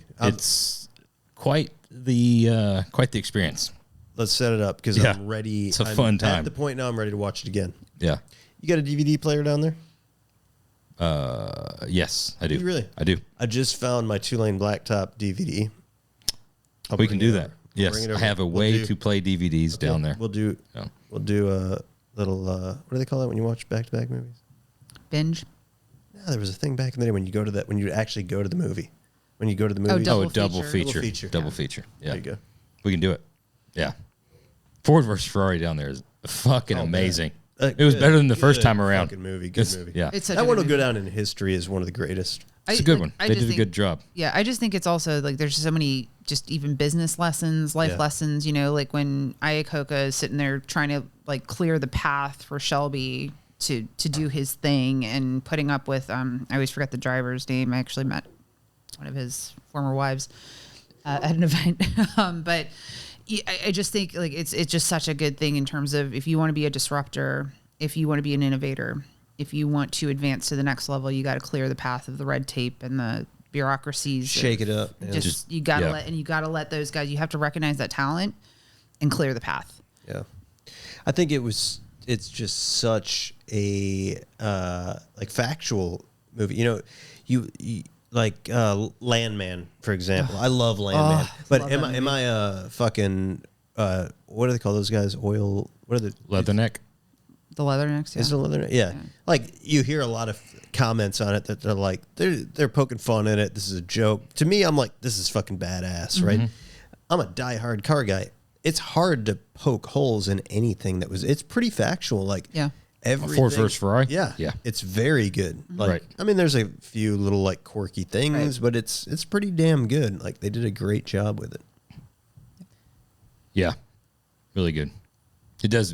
It's a watching that movie and then go into Justin Gurney's place, Dan Gurney's place, That's and wild. seeing the stuff. You're like, Yeah. pretty oh, wild. this shit. All that shit's real. It wasn't a movie. That shit's real. Yeah. All right. Best piece of advice you've ever received. Oh God. Best piece of advice. I've just had a lot of people that have inputted stuff for me throughout my life and stuff that I've really taken to heart. But I think the best piece of advice for me was always be yourself. Don't, the minute you start trying to be something you're not, your inauthenticity comes through. So if you're a little weird or you're a little quirky or you're, not quite cut from the same cloth, that's okay. And just sort of do your thing. And It's good advice being surrounded by nothing but politicians. it's, I think it's what allowed me to survive. I embraced Yourself. myself. I'm quirky. I'm a nerd. I know that. cool. I don't try to change that. Yeah, the watching C-SPAN as a kid thing. Honestly, that one threw me. Well, I mean, I was in my It went through me. 20s. I wasn't a kid. I Okay. was like in my Well, 20s. 20, It was you're like- a kid. That's Okay. Well, but Yeah. my job depended on it too. So there's that. all right. You weren't doing it as entertainment then. no, on after. I'd be like in my Okay. office or, All right. in the Might cubes have watching. made the dating scene maybe a little Not, unusual. not in but- Washington. No. Yeah. Did you see that C-SPAN thing? I was like, Oh yeah. Oh fucking Bart. Or I'd be like, wow, you're way more nerdy than me. I gotta Bartender, go. check, please. Yeah. We just. All right. Where are we going with this one next? All right, we're gonna go car first. I don't know if I have anything. We're gonna ask the questions. If we don't have anything, we're just gonna let her tell it. So, what year did you graduate high school? 95. 95. All right. This was in Canada. Nope. New York. I came to the States to finish off high school and then continued on with college. But you got your first vehicle in Canada? No, I was in college. Okay. So, all right. Yeah. I've got it. Throws it for a loop. I've got it. I It's think not it a might. fastback Honda. That's I think- just weird. I No, think but it it- wasn't. I It think actually has a Canadian connection, though. Shit. Then it. Yeah. Okay. It's What the fuck has a Canadian connection? in Acadia, and not a Nova, but a fucking Canada. I'll give you one that you will not expect. Don't give it to us yet. We got to Okay. think. All right. So you got this in college. You were already in New York. I was in Virginia at that point. So in high school, New York, college, Virginia. Oh, so you didn't have a vehicle till college. Mm-hmm. I didn't have my license until I was 18, 19 because of graduated licensing. I got caught in that because I was away at school. And There's too many. There's There's too a many lot. variables. It's She comes from Canada. She got to high school in New York. She didn't get her car till college in Virginia. And I mean, oh my God. So the Canada thing would lead me to believe that it's not a car; it's a pair of hockey skates. I got those but- when I was 2. Okay. Yeah. Yeah. Or 3, I got. With The the- thing that comes to mind, the thing that I don't think it's right, but it's what should have been, like the first gen, just classic, semi-low option Jeep Cherokee. Yeah, No. like a navy blue, like a dark blue. Like that's probably what it should have been. But I don't think that This was you threw me for a curveball with the Canadian connection. I don't know what the hell's. I don't know what the Canadian connection means at all, unless it's like some obscure like Gretzky reference that he drove somewhere. I'm going diesel Mercedes, but I don't know if that's. I think it's like those things would gum up, dude. They would gum up in the fucking in the Canadian winters. This is Virginia. Virginia. Yeah, but if it's a Canadian reference, I think the Canadian reference is going to be like it was something that John Candy talked about one time in a movie. You're going back to Rocky. I'm loving this. I'm like, this is actually kind of fun. I need to do this to like other people. You're going back to Rocky 4 now, and you're seeing Drago like through the snow, the fucking Mercedes. That's what you're seeing. That's exactly what I'm thinking. That's not what Canada's like. But this is not in Canada. This is in Virginia. But you're pulling from the Canada reference. I probably am. You're doing. You're trying to tie it to what the only when anybody says awesome. Canadian reference for car, I think of the Canadian Nova, the Acadia. It's literally the only. That's the only thing I can think that of. I can think of. That's too. the only thing I can think of. I don't think.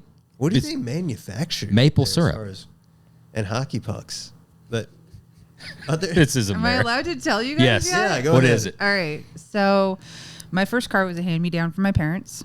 So it was 96, I guess, is when I got it. It was a 1986 Jetta that was built for Timmins, Ontario, which is mining country, so northern Ontario. Okay. And so it had an engine block plug-in heater. Was it a diesel? No, it was actually gasoline. Shockingly, yeah. And you would just heat the engine. So that's how block heater? You needed to have the block heater, so your stuff didn't freeze and gum up even in gasoline. Wow. But that was their car. They gave it to me. That was an indestructible car. 11 years after they purchased it. It was navy blue, so you had that right. And it's German, so you had that right. You just needed to kind of get to the middle here. So you guys were kind of like headed down. We're always just the myth. But the thing that sucked about it in Virginia is it's hot in Virginia. It had no air conditioning. Yep. It had roll down windows, like all that kind of stuff. So it would overheat in Virginia. So I would sit there going down the road and I'd have my heaters on full blast to try to pull the heat off the engine so it wouldn't break down. But it kept breaking down. So I was BFFs with the Volkswagen dealer in Stanton, Virginia, because constantly having to take it in. This is a horrible reference, but there's going to be at least one or two people that laugh. In current times, this is probably like worst timing to say this, but Virginia as a state, Virginia is like a transgender state, right? Virginia is always like, it's always something a little different than the rest, right? It's like, oh, south of Mason-Dixon, we're country, right? Mm-hmm. We're the South. We can touch Washington, D.C. Like it's right there. We're the North, right? It gets cold here. It gets fucking hot. We're the South. Yeah. It's always something. And then there's just the beach. Yeah, we got the beach. We're on the coast. And the mountains. You're right. Virginia, West Virginia. They're like, West Virginia. You want to see hillbillies? Oh, no. We're Virginia. We're not West Virginia. Hey, I live in West Virginia. I married a West Virginian. That's why I'm there. I love West Virginia people. So do I. Have you watched the Wild and Wacky Whites of West Virginia? Yes. Good. Jessica? It's amazing. My mother-in-law grew up in Boone County, West Virginia, which is way down coal country. My husband and his dad's side of the family were from the Eastern Panhandle, so just outside of D.C., so the previously Virginia. I stand by my statement. There's no area in the entire country that can be so diverse. All things at any time. Yeah, you're right. Oh, I surf. Where? Oh, I live in Virginia. Yeah. I learned to surf from a guy that grew up we went to school together in Virginia Beach. You're right. It's a crazy place. Yeah. But like my first modification was on said Jetta. My college boyfriend, he's from Alabama. He's actually from just outside Huntsville. Oh. And so country. He had a 79 Ford pickup that I used to have, before I had my vehicle, or he would leave it if he needed to not keep it on his campus. I can smell it right now. And it was stick too. So that's how I learned how to drive stick. 76 Ford was the very first vehicle at 13 years old that I learned how to drive. Yeah, and that was it manual? No, it was automatic. It was automatic. Yeah. He still doesn't know how to drive a manual transmission. We won't hold that against him. We'll just make fun of him about it. But yeah. So he had a he had a souped up radio system, stereo system in it. So I was like, that's pretty cool. So he went and bought me one for Christmas for my Jetta, my 1986 Jetta. Of course, we're college kids. We have no tools. And so what we did is we went and bought a Dremel set from Walmart. And that's how I cut the metal to put the speakers in. Yep. And it had the bazooka, subwoofer. A Dremel will get it done in a pinch. I mean, I cut myself to all get out when, because it's just like. All right. So you put the stereo system in. This is what, 96, 97? 96, yeah. 96. When you get that stereo system or I guess in, it was 97. I don't know when that was purchased, but yeah, in that area. So I'm graduating high school, right? You're putting the stereo system in. What's the first CD that you listen to? Good question. Okay, so Alanis Morissette, probably. No, well, I mean, she was obviously a favorite. She's also Canadian. Hello, but so it wasn't. I don't remember the first CD I put into the Jetta, but when I would drive look, I still sing that at top volume. We do as well. But when I would drive the '79 Ford pickup, the boyfriend's pickup, I would actually play Barbie Girl. I'm a Barbie girl. In his truck? In his truck. And I can't believe that thing didn't shut off. Was that on a cassette? No, I think it was on CD player. CD, yeah. That's not right. It was awesome. That's not right. I love juxtaposition, out of place, quirky. Let's be as opposite and contrarian as possible. I will have a low rider that will pull 3-wheel one day just to play David Allen Coe around the corner. What were you jamming on first car? First thing that goes in the CD player or cassette deck? What was it? Oh, first CD player of my vehicle. That'd be the Probe. I think the first CD that went in there, it was one of three things. And honestly, all three of them, I had those three CDs in there, and it was on heavy rotation. I don't want to tell. I don't want to tell this. Dude, you have to. Yeah, I know, but I'm gonna be honest with you. It was the Bryan Adams CD that looked like the wheel, the tire. So his '90s release, like his later release. Yeah, the one that looked like the tire that had Bryan Adams that had the wheel in the center, whatever album that was. Another great Canadian. You guys are really into Canadian artists. Canadian, huh? I didn't know that. Yeah. Then there was. Do I need to start the list? Mike Myers, another good Canadian. The Metallica Black album. Good album. Right. And then there was another person that I listened to. Which is who? It was one of David Allen Coe's CDs. One of his? It was a CD from David Allen Coe. One of the greatest hits CDs. I think it was like with the big parental advisory thing on the front of it. Yeah. So very diverse. Nice. Right. And those were on heavy rotation. Nice. Now with first stereo system like Beat, then it was 311 was on a heavy rotation for this. Rocked. 311 was if you were a bass connoisseur and you moved to the next level of past just hardcore rap, 311 would beat. Yeah. I mean, I have a very broad music appreciation. And I went from Canada, which was still very rock oriented and whatnot. And then I went to New York, which was very club, which I had no concept of. So I remember going to my first New York club when I was in high school, and because you were allowed to theoretically go like just techno. Or house. Like actually there's a station on Sirius now which is called Utopia, which is all club kid, 90s club kid. Yeah, that don't do shit for me. But it brings back a lot of memories. But I remember going to my first New York club, and I thought I looked super cute, and I'm like in a t-shirt and like a cute t-shirt and jeans and whatever. No, and my friends showed up and they're like, "You are not," like it was kind of almost in this outfit, and I'm like, "I look so cute," and they're like, "No, this is New York." And so they brought like this like tight dress with this like midriff you gotta get shirt. it. You gotta get it. And I'm like, I have never worn that kind of stuff ever. Like I went to Catholic school. Like I don't do that. And so that became my clubbing outfit because I couldn't afford to buy anything else. Right. And so, but yeah, it was like I just thought I was like looking so great. And they're like, you are not walking into a club like this. And so, yeah. Dude, me and Fenn would come in rolling into Deerfield High School, in the morning in the 91 Chrysler LeBaron. Top down. Typically top down, quarter glass up. Because they were stuck up. They were stuck up. And it was Discman plugged into the cassette Right. adapter. Yeah. Was that an Infinity system? No, the Discman was like the Sony. The No, Sony but the yellow one. LeBaron had an Infinity system. It was some. I got you. Yeah. Anyway, Billy Squier, The Stroke, Oh my gosh. just blasting until it was distorted. Talk about coming in hot. 270 e-brake into the parking spot, back in it every morning. Like badasses. Oh, like just coming. The car fucking spins out right in. Dude, I was like Ken Block with the e-brake on that thing. I could put that car anywhere. It was like always. It was like perfectly seal coated my junior and senior year. So you would just slide that thing, dude, anywhere you wanted to go. I tell you, I'm like getting older and like I've always had a fairly broad musical taste too, right? But I get on, just like I would do with everything. I'll get on kicks. I'll get on kick about something, and I have to do it until I like.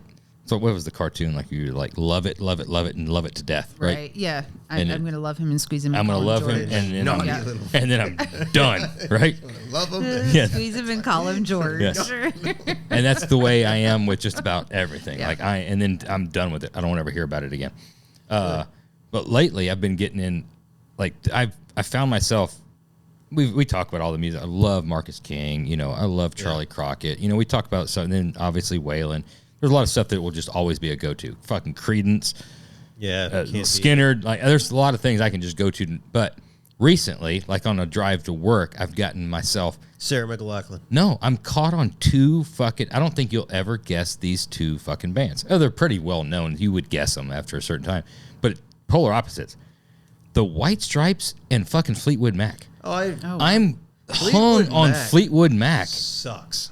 Well, White Stripes are fucking awesome. Did you just say Fleetwood Mac sucks? Yes. What song is good by Fleetwood Mac? Dreams.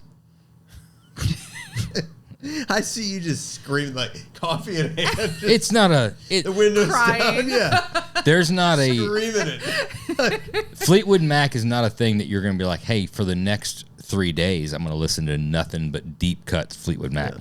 But you pop it on Fleetwood Mac on the 2.5 song ride to here, right? It's fucking sometimes, and you realize the masterpiece that they did for like composition. It's a great pull. Masterpiece of composition, I would say. Like Jack White is a musical fucking genius. Oh, he's amazing. He is. I know. So I said I'm on fucking White Stripes. I put White Stripes radio. I put on today on Spotify. Did you? Shop. Yeah. I listened to the White Stripes on the way here. Yeah. I listened to the Fleetwood Mac on the way to the gym. Dude, White Stripes Hotel Yorba is probably one of my top 5 all time favorites. I like the what's the Erkin? What's the other one? Well, have you heard his cover of Jolene? Oh yeah, nothing beats that. Nothing beats that. No. Short of Miley does a good Jolene. Yeah, but Miley does a really good Jolene. Good. I'm a secret fan of Miley. So is Josh. Big time Miley Cyrus I don't know what has gotten. I am. Yeah. And I increasingly like her more. Yes. But but you have to look at her too. Again, she's a bit of counterculture, right? She's part of the crowd, but she's not. Like she still strikes out on her own. And I just want to. I could listen to her just talk. Yeah. Yep. If I could figure out a way to have Miley do audiobook or like just tell me a story to go to sleep, I'd love to listen to her to tell me a story to go to sleep. But then anything she does is fucking amazing. Mm-hmm. It's kind of got the sound of like a lunchroom attendant that smoked cigarettes. No, she's got it. She's a hot. She's that distressed, like raspy. She's my Janis Joplin.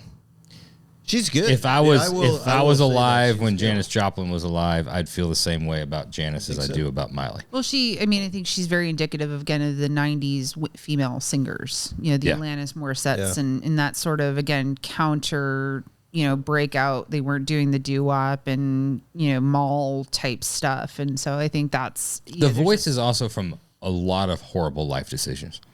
Well, that's why she hasn't treated herself the best way. Have any of us? No. But I don't have her voice. Right. True. If only. If only. Speaking of that, we were talking about what got me caught on all this old shit, like going and finding stuff, was that the SNL 50 Years of Music thing. Yeah, a little bit I showed you that. Did you watch that? I did not. It's amazing. Honestly, the first 15 minutes of just Questlove's mashup of 50 wild. years of total. It's amazing. So it's wild. My first SNL music memory was actually when Billy Joel performed, and he did We Didn't Start the Fire. Oh. I was obsessed with that song. Really? I was obsessed with it. And so I went and VHS recorded it, because I was usually in bed on Saturday nights at that time of my life. And I sat there and played it back and back trying to figure out the lyrics. So this is obviously before Who started internet. the fucking fire? It turns out Ryan started the fire Yeah. with the toaster oven. That's an Office reference. Okay. If there's any Yeah, I was gonna Office say, fans but out we there, didn't they start- got we didn't that. start the fires, Yeah. according to Yeah. Billy Joel. And Ryan- Billy Joel's Ryan actually did. my favorite artist of all time. So, but I was like so obsessed, and so I still remember most of the lyrics because I sat there like rewinding and writing it down, trying to figure it out. Because I was, I don't know, probably 11 or 12 when it was released, maybe 13. I don't know that time frame. So I didn't understand all the historical references. And of course, it was also written from an American perspective, not necessarily Canadian history perspective. And so I just remember trying to figure it out of what does all this mean. So I remember asking my parents and asking my teachers. That's wild. It was just, I was just like Hung obsessed on with it, that yeah. song. Yeah. Last but not least, everybody's favorite. And I'm sure this one's probably going to have to be PG because you've got a actual career. Which is fine, no big deal. Your most memorable law enforcement interaction story? Um, When I get the laugh, I always know that what I'm about to get is not what she laughed about. It's going to be another story. It's That's legit. a good one. No, I will tell because I haven't had a lot of engagement with law enforcement in, say, a negative situation. I generally follow the rules. As we all do. Or when anyways, we won't go down that When you rabbit get hole. caught, you act When I like get you're caught, following the rules. Exactly. I'm like, oh, yes, sir. No, sir. Absolutely, sir. No, it was actually, so when I was in school in New York, so I was at a prep school. And so my dad had just come down from Canada because we were actually going to go do my college visit. And so we went out to dinner. He drops me off. I'm walking back to my dorms and run into a friend. It was like a Friday. I guess it had to have been a Friday or Saturday night. So most of the campus is cleared out, and run into a friend. He's like, oh, what are you doing? I was like, I just came back from dinner. But he's like, oh, I'm going to walk over to, there was a store just off campus, that, like a variety store or whatever. He's like, I'm going to go get some beer. And I was like, okay. I wasn't looking to drink, but I was like, I'll walk with you. I'll keep you company. So we go walking off campus. I'm hanging out like around the corner of the store because I'm just literally just there for company.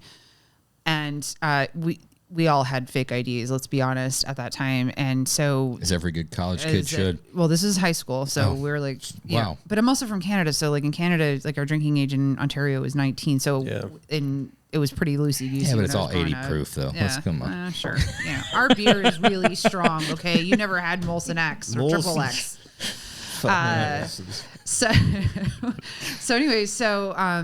And I'm kind of like going like, oh, why is he taking so long? Look at my Swatch watch. Why is he taking so long?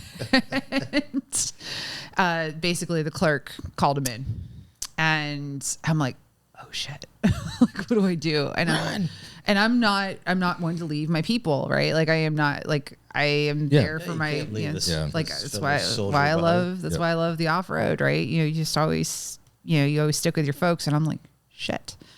So anyways, he gets the police called on him, and then the police show up and they're like, well, what are you doing here? And I'm like, well, waiting for my friend. I don't know what he was buying. What am I supposed to know? And so they're putting my friend in the car, in the patrol car. And I'm like, oh, I'll just walk back to campus. It's fine. They're like, no, get it. And I'm like, no, it's fine. I'm good. I'm good. Just look, it's right on the road. Yeah. They're like, get in. And I was like, oh God. So, Yeah, so we got driven up to campus in a police car. So everybody that is on campus that day like sees it, and the commandant, all this, and I'm like, I literally did not do anything. Thankfully, my friend said like she had nothing to do with it. She literally was just walking with me, whatever. But one of the staff started calling us Bud and Wiser. I was the wiser one, apparently. Right. Got it. And then, Makes sense. and so this was my senior year of high school. So when my parents were very open about alcohol, and we're Canadian, or I grew up in Canada. My family is from Eastern Europe, so very open about alcohol stuff. And so when my parents came down for my graduation, they actually brought 6 packs of beer for all of the staff that were involved that night. That's and they're funny. Just like, yeah, here's some good Canadian beer, because like our daughter would never drink Budweiser. She's got way better taste She's got than that. way better taste. Yeah, my parents used to send me actually to school with beer, and I would hide it in my Foot Locker. So. Awesome. It was great currency in I bet. prep school. I bet. It was awesome. Be careful. It's Canadian beer. You're going to get fucked you're up. gonna you're gonna really screw it up, man. Yeah. All right. So before we roll out, where does everybody go right now? Because if you're listening, there's too many people out there, too many members of SEMA, and too many employees of SEMA companies to not break last year's highest record this year. Yeah. I mean, honestly, we had a win, November. It's great. We can't take the foot off the gas. There's a lot of things that still have to be done. Yep. Where do they go to donate the money? Okay, so what you want to do is you want to go to SEMAPAC.com. So SEMA, PAC.com. Like I said, you're going to have to contact us because we'll have to verify that you're a member to do that. But if you're not a member and you're just a general enthusiast listening, you can always become a SEMA Plus member. So you just Google SEMA Plus, and that's the individual membership, which also would allow you to keep up with legislative stuff and also donate to the PAC. So if you are an individual member, so it's $40 to join, and you get a bunch of discounts and stuff like that, and special kind of events that we open up for them. But then also, if you just want legislative updates that are free, and see what we're up to, is sign up for SEMA Action Network, which is SEMASAN, SAN.com. Let's do it. So, yeah. SEMA Action Network on the Instagram. Yep. And honestly, we got to do better than that. You got 7,600 members of SEMA, and you got 7,900. Yeah, that's actually been a huge, again, this has been an investment. Y'all have been doing a great job. We've gone from like 5,000 followers, 4,000 followers to 7,900.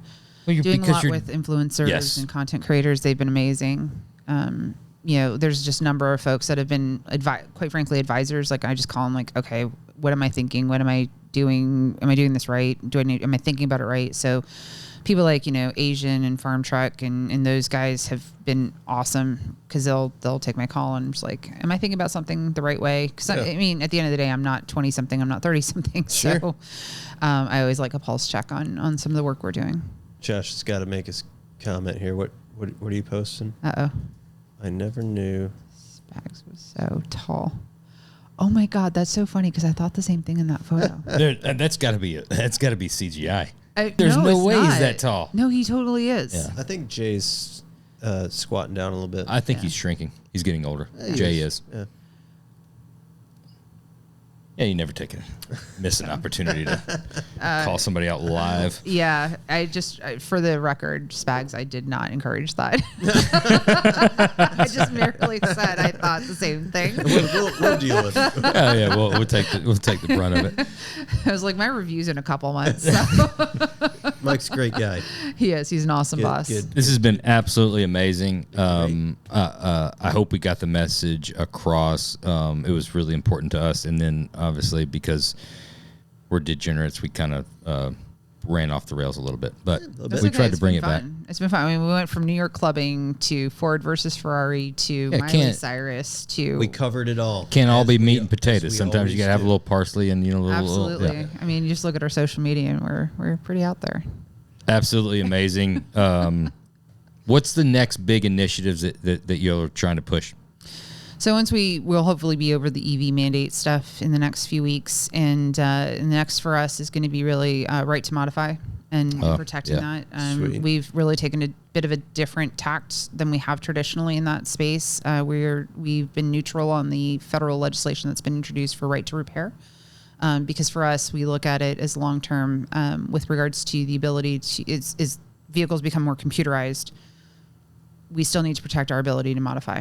And if we're being locked out, we need to solve that. And so right to modify is really going to be an important part. We're really building some new coalitions in that space so that it's broader than just our industry, because there are other industries that are actually impacted by that, things that you wouldn't even think about. So yeah, right to modify is going to be a big one. And then for the off-road folks, if there's any off-roaders out there, really kind of try to put some stuff in with protecting our public lands and the access to that. Something obviously personally important to me, but also something that, again, is just getting whittled away. And so, yeah. Been awesome. Karen, appreciate it. Phenomenal time. We have to absolutely do this again, because I think what you're doing is, one, so timely, but also so important, and we need updates. Yeah. We need to do this again We'll later on in the year. And we'll need to have you guys come out to the DC rally next spring. Next May is what we're targeting right You're now. allowed to go to DC, right? What's the date? May something. I think it's May 5th or 6th. I think so. I don't think it's a date thing. No, I think it's more of a geographical. Well, it's close to the capital. You mean like the statute of limitations. Yeah. I got Then you. I think I was I'm going good to say, to is go. there an ankle bracelet that we got to sort of figure in here? We But would yeah. absolutely love to do it. Yeah, it'd be great. Yeah, so there's, and quite frankly, we'll keep you guys updated as stuff keeps going, Sweet. keeps coming along. So it's just, we're rocking and rolling. Like I said, my team has not had a day off since the beginning of the year, or Hell quite yeah. frankly, since the election. And it's a good problem to have, because it's nice when you're on offense. Yeah, I know we tried to make something happen in short notice where we need to come up there, and maybe we can do a on the road episode there and have some people. Yeah, sorry I had to cancel at the last second, but You had more important things going on. Dear Congress, I'm sorry, this doesn't fit with my schedule. Right, Could you I know. please redo Yeah. this? It doesn't work.